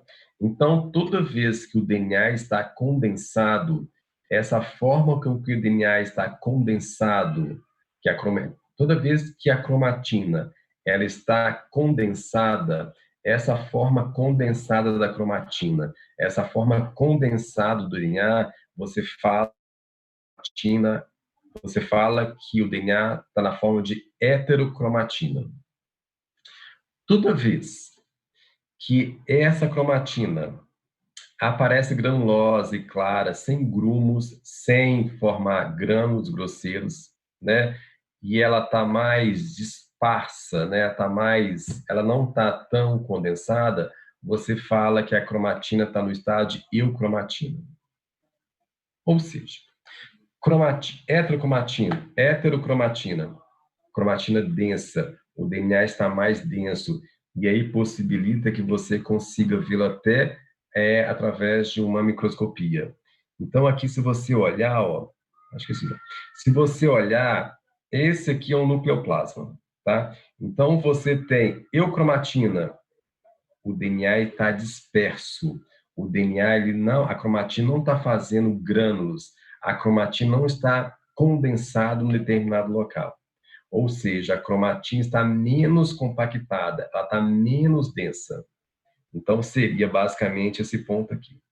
Por outro lado, quando você tem grânulos, né, quando a cromatina está mais compactada, o DNA está mais compactado, você fala que ela está na sua forma chamada de heterocromatina. Cromatina é a mesma coisa? Heterocromatina e eucromatina é a mesma coisa? É. Depende do estado onde ela está.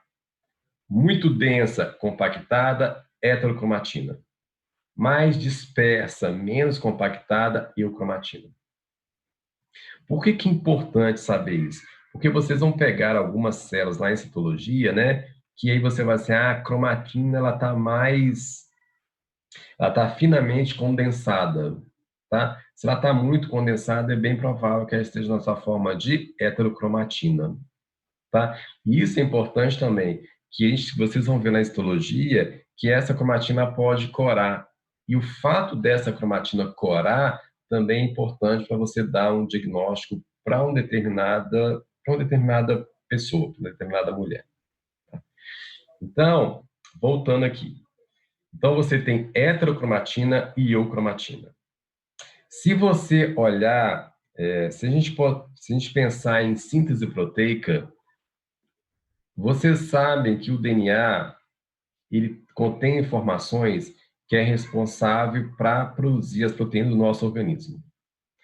Toda vez que o DNA ele está na sua forma de eucromatina, digamos que o DNA está apto as informações desse DNA está apto a produzir uma determinada proteína. Toda vez que o DNA, que a cromatina está na forma de heterocromatina, você pode ter certeza que aquele aspecto do DNA ele não propicia que as informações do DNA seja copiada para que possa dar origem a uma determinada proteína.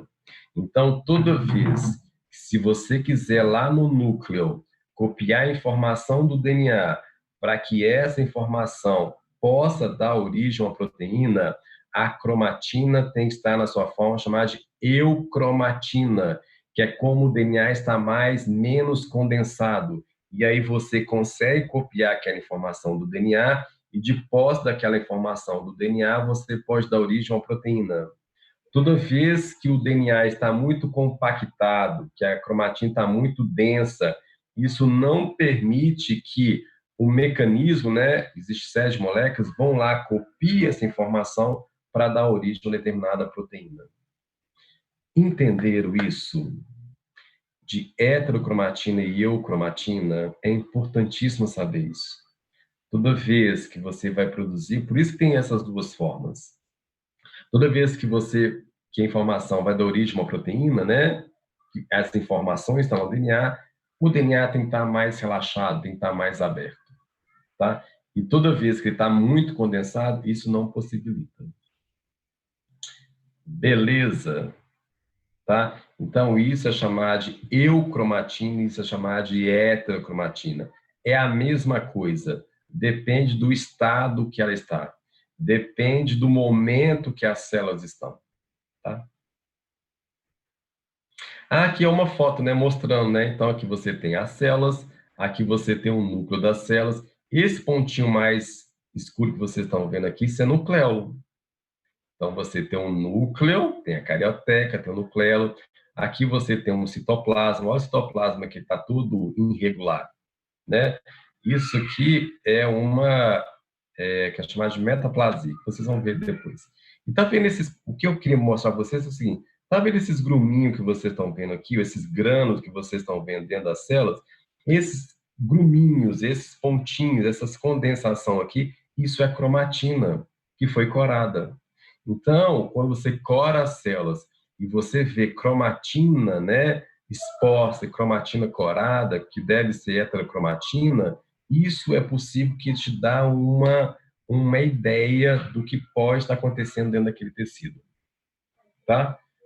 Se é uma célula neoplásica, se não é uma célula neoplásica, se é uma célula jovem, se não é uma célula jovem, se é uma célula madura, se não é uma célula madura. Então, entender a morfologia do núcleo, entender o que é nucleolo, entender o que é cromatina é importante para você visualizar o que está acontecendo dentro das células. Tá, aí nucleolo a gente já falou, né? Esférico, sem membrana, normalmente esférico, tamanho relacionado com a intensidade de síntese proteica pelas células. Então, o nucleolo pode ser maior, ou o nucleolo pode ser menor. dependendo, né, se é uma célula que no momento está fazendo muita síntese proteica, né, está tendo muita informação para produzir proteínas, né, ele é maior. Se não está no período para fazer essa síntese proteica, ele é um pouquinho menor. Tá? Constituição dele.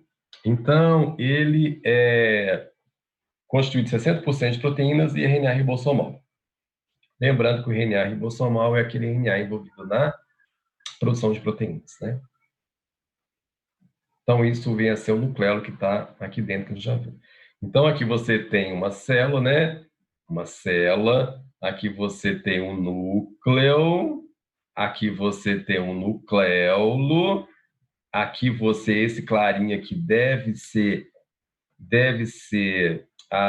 aquele que a gente viu aqui, ó. Isso aqui, aí você poderia pensar, é heterocromatina ou eucromatina? Tá? Como está mais condensado, você pode supor o seguinte, ó, esses gruminhos mais condensados aqui é cromatina. E se está condensado e está formando grânulo, você pode falar assim, ó, e essa cromatina, na verdade, é chamada de heterocromatina. Então, digamos que esse clarinho aqui também seria uma cromatina. Como não está formando grânulos, né? Como não está muito, como o DNA não está muito condensado, aí você poderia supor que, agora, esse momento aqui, nesse local, a cromatina está na sua forma chamada de eucromatina, que é a forma onde ela não está formando esses grumos. Beleza? É isso. E aí você tem aqui, né? Então, qual é o nível de organização da cromatina? Então, você tem um DNA, né?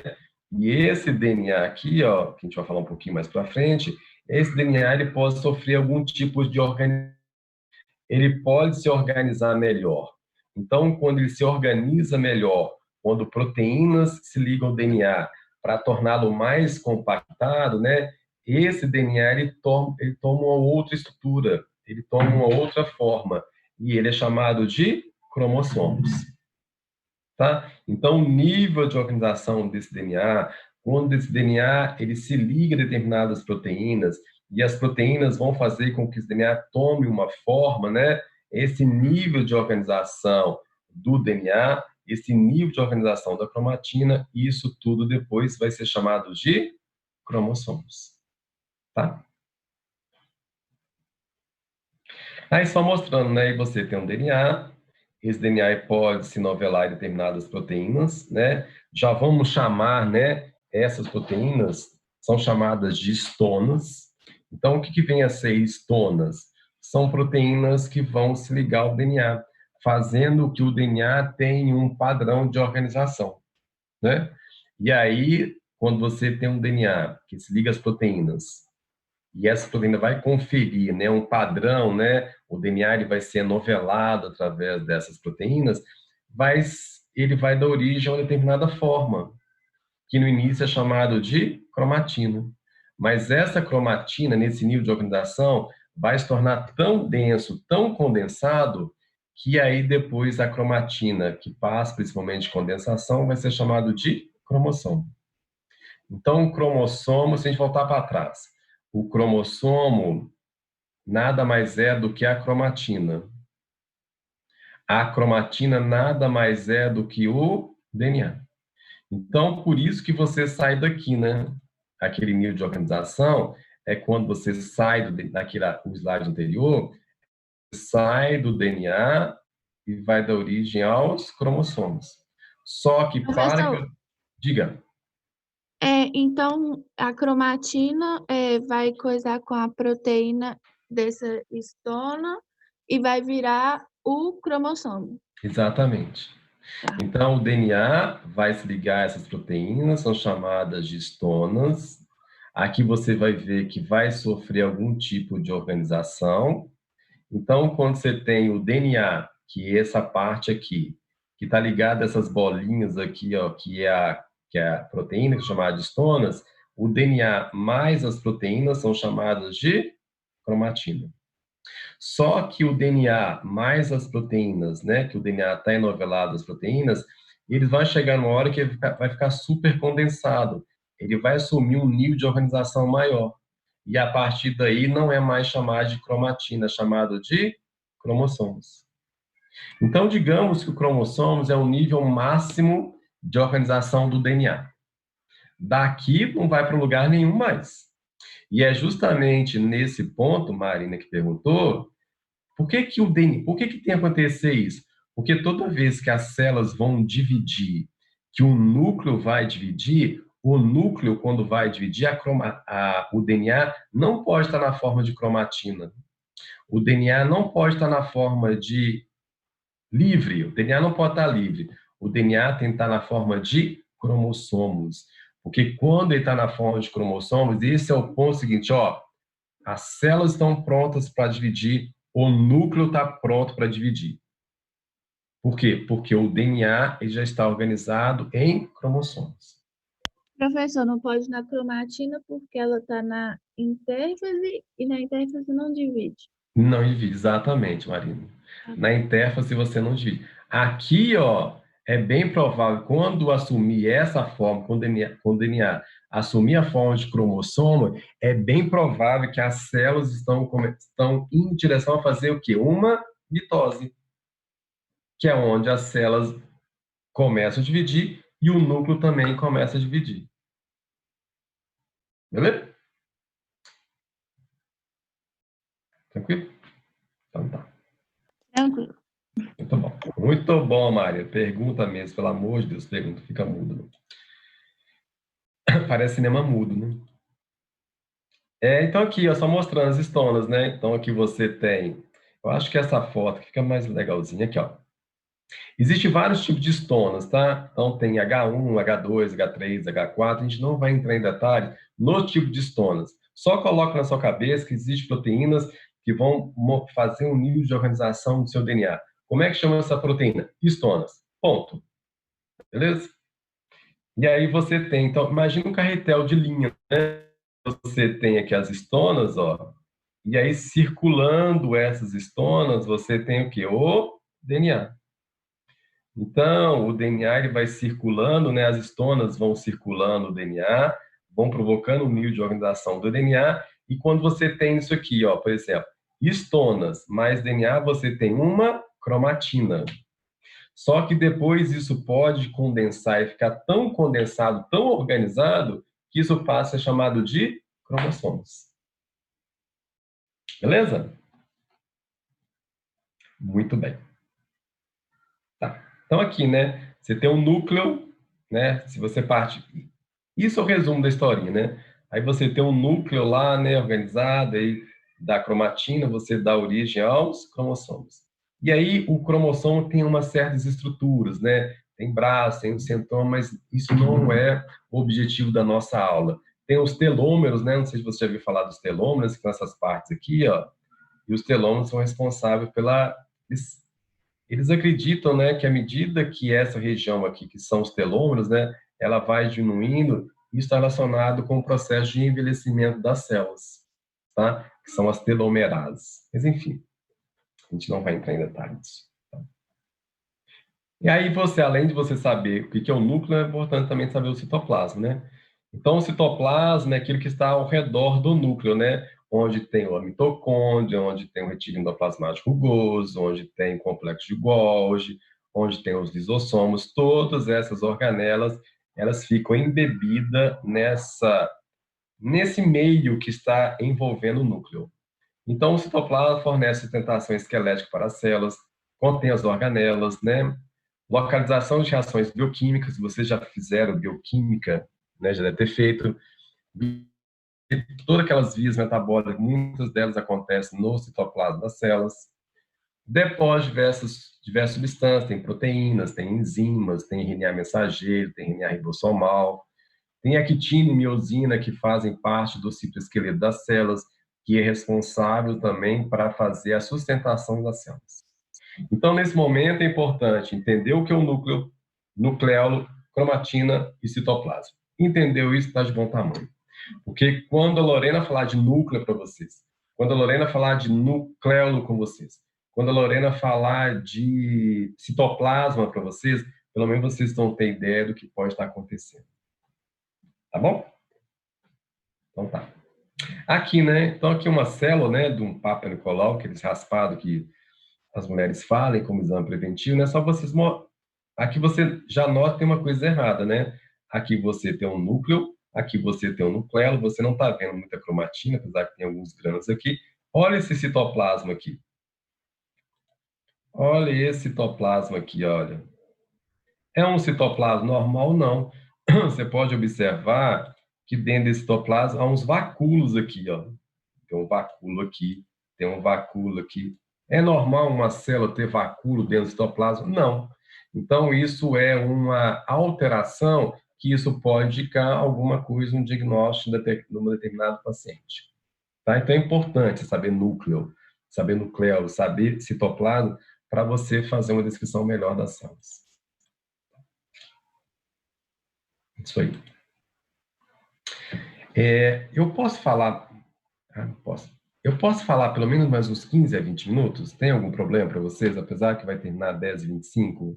Eu queria só esticar um pouquinho, porque como a gente fez a apresentação, eu só queria andar mais um pouquinho, tá? Não vou me estender muito, não.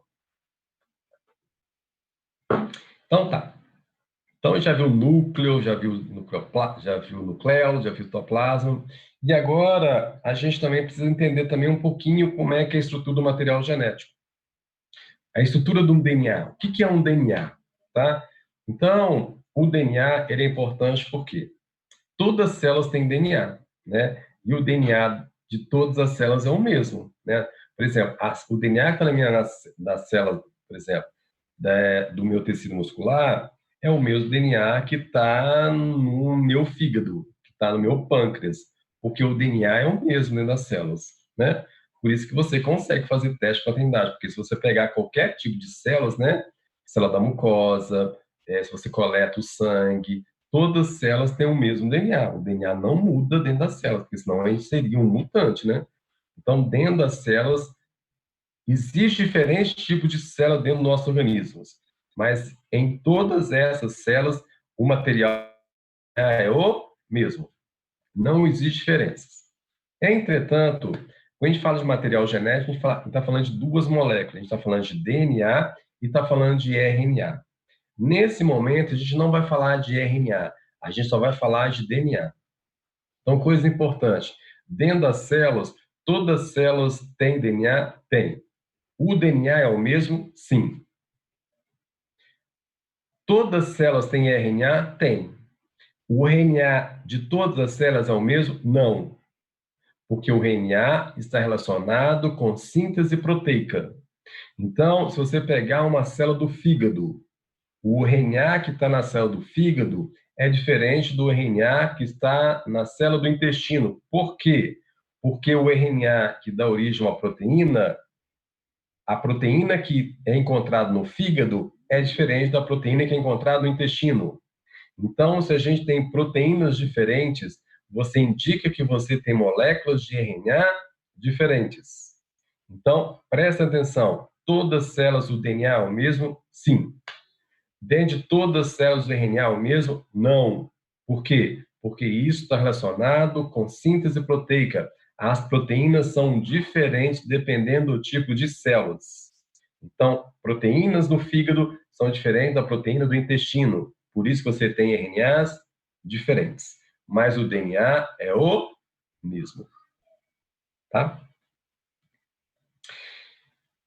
Então tá. Evidências que o DNA abriga as informações genéticas. A maior parte do DNA celular está nos cromossomos, e a gente já viu isso, enquanto o RNA e as proteínas também são mudantes do citoplasma. Diga, por favor. Eu me perdi aqui. O RNA é diferente por causa das proteínas? Como que é? Não, Marina, é porque a gente não vai ver nessa UC RNA.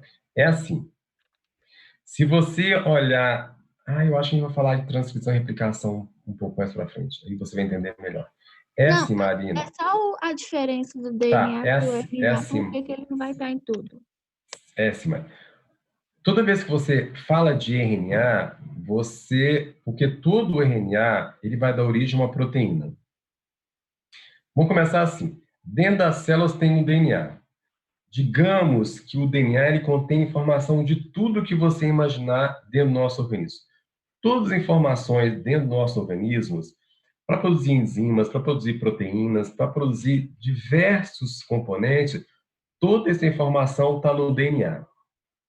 Mas o DNA, ele por si só, ele não dá origem a uma proteína. Ele tem informação, mas ele não dá origem a uma proteína. Então, para que as nossas células produzam uma proteína, o que vai acontecer? É necessário que o RNA vá lá no núcleo, copie a informação dessa proteína, e essa informação que o RNA copiou do DNA, ele pega esse RNA sai do núcleo e vai para o citoplasma. O que eu estou querendo falar com você é o seguinte: todas as células, imagine que você entra na biblioteca. Se você entrar na biblioteca, tem vários livros de conteúdos diferentes. Então, tudo que você precisar de qualquer assunto, você encontra na biblioteca. Digamos que a biblioteca é o seu DNA. Todas as informações que você precisa estão na biblioteca, está no seu DNA. Só que aquela informação do DNA que vai dar origem a... Só que agora é o seguinte, imagine que o livro que você quer estudar está na prateleira 1A. Aí que você faz? Você vai lá na prateleira 1A e vai pegar esse livro. Só que você pegou o livro que está na prateleira 1A. Digamos que a Ana pegou o livro que está na prateleira 1B. Ou seja, vocês vão ler livros diferentes. O que eu quero falar com você é o seguinte, que o DNA contém toda a informação, mas dependendo de que você quiser, você vai ter proteínas diferentes. Por quê? Imagine que você lê um livro sobre citologia. A Ana lê um livro sobre morfologia. Então, digamos o seguinte, que as informações, o DNA tem toda a informação, mas vai diferenciar do tipo de células, vai diferenciar do estilo. Por quê? Porque você quer ler sobre citologia e a Ana quer ler morfologia. Então, o que eu quero falar para você é o seguinte, o DNA é o mesmo, mas o RNA vai ser diferente. Por quê? Porque quem vai dar origem a uma proteína vai ser o RNA. Então, existem RNAs diferentes em células diferentes. Então, o RNA que é encontrado dentro do fígado é diferente do RNA que é encontrado dentro do intestino. Por quê? Porque o RNA que é encontrado dentro do fígado vai dar origem a um determinado grupo de proteínas. O RNA que está no intestino vai dar origem a outros tipos de proteínas. Então, o DNA das células é o mesmo, mas o RNA vai ser diferente. Por quê? Porque as proteínas que vão ser sintetizadas são diferentes. As proteínas que vão ser sintetizadas no fígado é diferente das proteínas que vão ser sintetizadas no intestino. É por isso que você tem RNAs diferentes, mas você tem o mesmo DNA. Conseguiu entender? Ou piorou? Quem perguntou? Marina. Piorou ou Não, melhorou? professor, tranquilo, entendi. Eu fico angustiado quando não entende. Então é isso aí, tá? Você já É porque eu falou? tinha respondido no chat, aí esqueci que você não está acompanhando. Ah, é porque se eu for no chat, eu perco toda a minha apresentação aqui, tá? E aí, falando só um pouquinho de DNA, né? O DNA, então, foi descoberto em 1953 por dois pesquisadores chamados de Watson Crick, tá? Então, existe em 1953, esses dois, né, pesquisadores descobriram uma forma do RNA, que é essa estrutura aqui, tá? Que é chamada de Watson Crick. Existe uma história por causa disso, existe toda uma história de como é que eles descobriram o DNA. A gente não vai entrar em detalhes na história, né? Apesar de que história é extremamente importante, tá? Mas, enfim, em 1953 foi descoberto o estudo do DNA, tá? E aí, o que você tem? O que tem dentro do DNA? Qual que é a estrutura do DNA? Antes de a gente começar a fazer a estrutura, esse DNA é importante porque, igual eu estava falando com vocês, o DNA ele tem toda a informação para tudo que você imaginar. Atividade celular estrutural, componente estrutural das células, desenvolver determinadas doenças, o fato de você respirar, de crescer, reproduzir, comer, onde tem enzimas por trás disso, onde tem proteínas por trás disso, as transformações metabólicas, as vias metabólicas, tudo que você pode imaginar, as informações estão no DNA, tá? Essa parte que a gente não vai falar agora, tá? Está presente no DNA. Então, se você tiver um DNA, já que ele é responsável por tudo dentro das células, se você tiver algum dano dentro desse DNA, se você tiver alguma alteração nesse DNA, se você tiver alguma mutação dentro desse DNA, vai refletir no processo final. Então, câncer, por exemplo. Um indivíduo que tem câncer, uma mulher que tem câncer de colo de útero, uma mulher que tem câncer de mama, uma mulher que tem câncer, um homem que tem câncer de próstata. Onde começou tudo isso? Começou no seu DNA. Porque no DNA que tem todas as informações boas e informações ruins. Entendeu? Então, por exemplo, o fato da pessoa ter, se sua mãe teve câncer de colo, de útero, é bem provável que você tem que fazer um rastreamento, porque a chance também de você ter um câncer é grande. Por quê? Porque o DNA da sua mãe existe uma alteração. E essa alteração, ao longo do tempo, pode levar a que você tenha um câncer de colo de útero. O exemplo mais clássico disso é a Angelina Jolie. A Angelina Jolie, a mãe dela, teve câncer acho que de mama e teve câncer de útero, né? Ou seja, o DNA da Angelina Jolie, que foi, né, herdado da sua mãe, tem essa alteração. Aí o que ela fez? Ela tirou o útero, tirou as mamas, né? E aí de uma maneira de prevenção. Então o que eu estou querendo falar é o seguinte: o DNA é extremamente importante nas células. Sim, tudo que nós temos é graças ao DNA, mas esse DNA também pode ter algumas alterações. Esse DNA pode ter uma alteração. Esse DNA pode ter uma mutação. E essa mutação, muitas vezes, a própria célula não consegue corrigir essa alteração, não consegue corrigir essa mutação. E isso é o que leva o indivíduo a ter um câncer. Então, o Colau descobriu que você tem uma célula cancerígena. Onde que veio essa informação? De onde que surgiu esse câncer? Ele veio lá do seu DNA das células. Por quê? Porque o seu DNA das células traz um gene, traz uma mutação, e isso é importante, que você vai desenvolver esse tipo de câncer.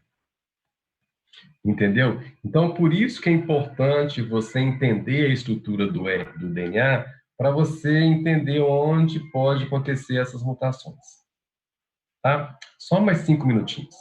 Então, quando a gente fala de ácidos nucleicos, a gente fala de aminoácidos, pode falar de proteína, a gente pode falar de lipídios, mas tem também algum grupo de elementos que é chamado de ácido nucleico.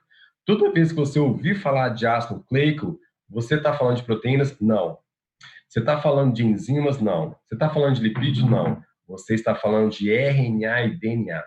Então, ácidos nucleicos. Quais são os ácidos nucleicos? DNA e RNA.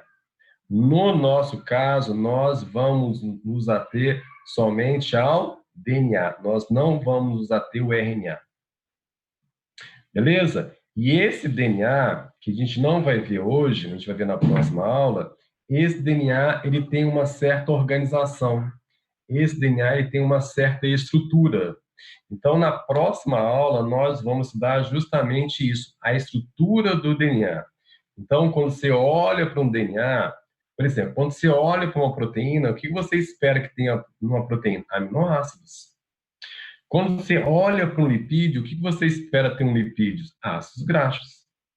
Quando você olha para um DNA, o que você encontra lá? Base nitrogenada, uma pentose e um grupo fosfato. Beleza? Então, a partir da próxima aula, eu vou terminar essa aula, que seria a estrutura do DNA. Eu vou falar basicamente disso com vocês, dos nucleotídeos, das bases, e a gente vai começar, e a gente vai ver um ponto que é chamado de replicação do DNA. Tá?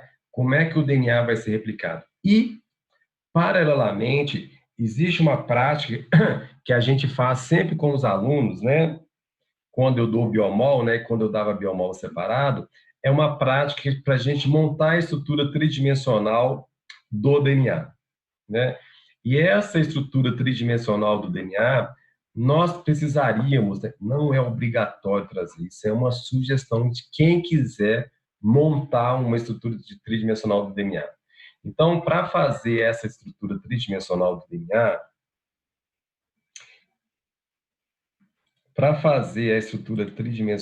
DNA, estão vendo aí?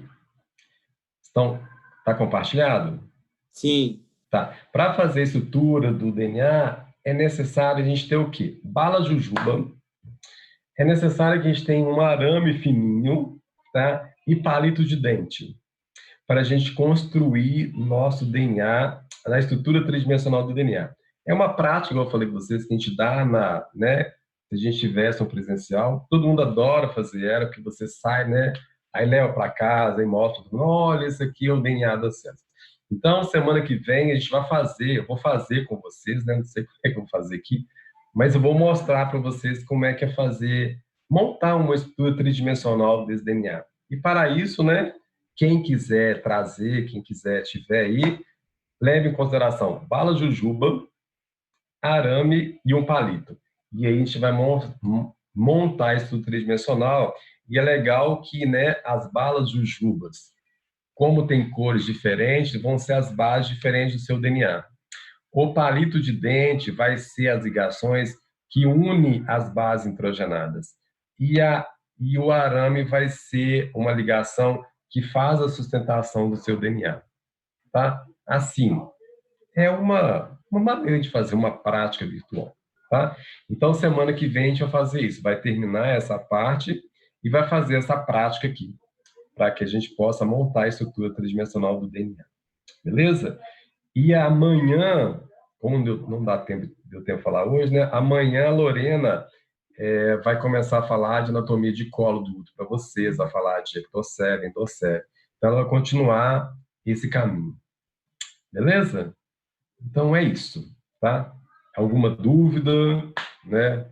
Alguém não entendeu? Sei que no início está muito assim, né? Meio tumultuado, meio confuso, mas assim, à medida que a gente for andando, eu acho que vocês vão entender a proposta é super legal, espero que vocês gostem, né? E aí, se tiver dúvida, vocês vão perguntando, né? A aula vai ser... Vou até parar aqui. As aulas vão ser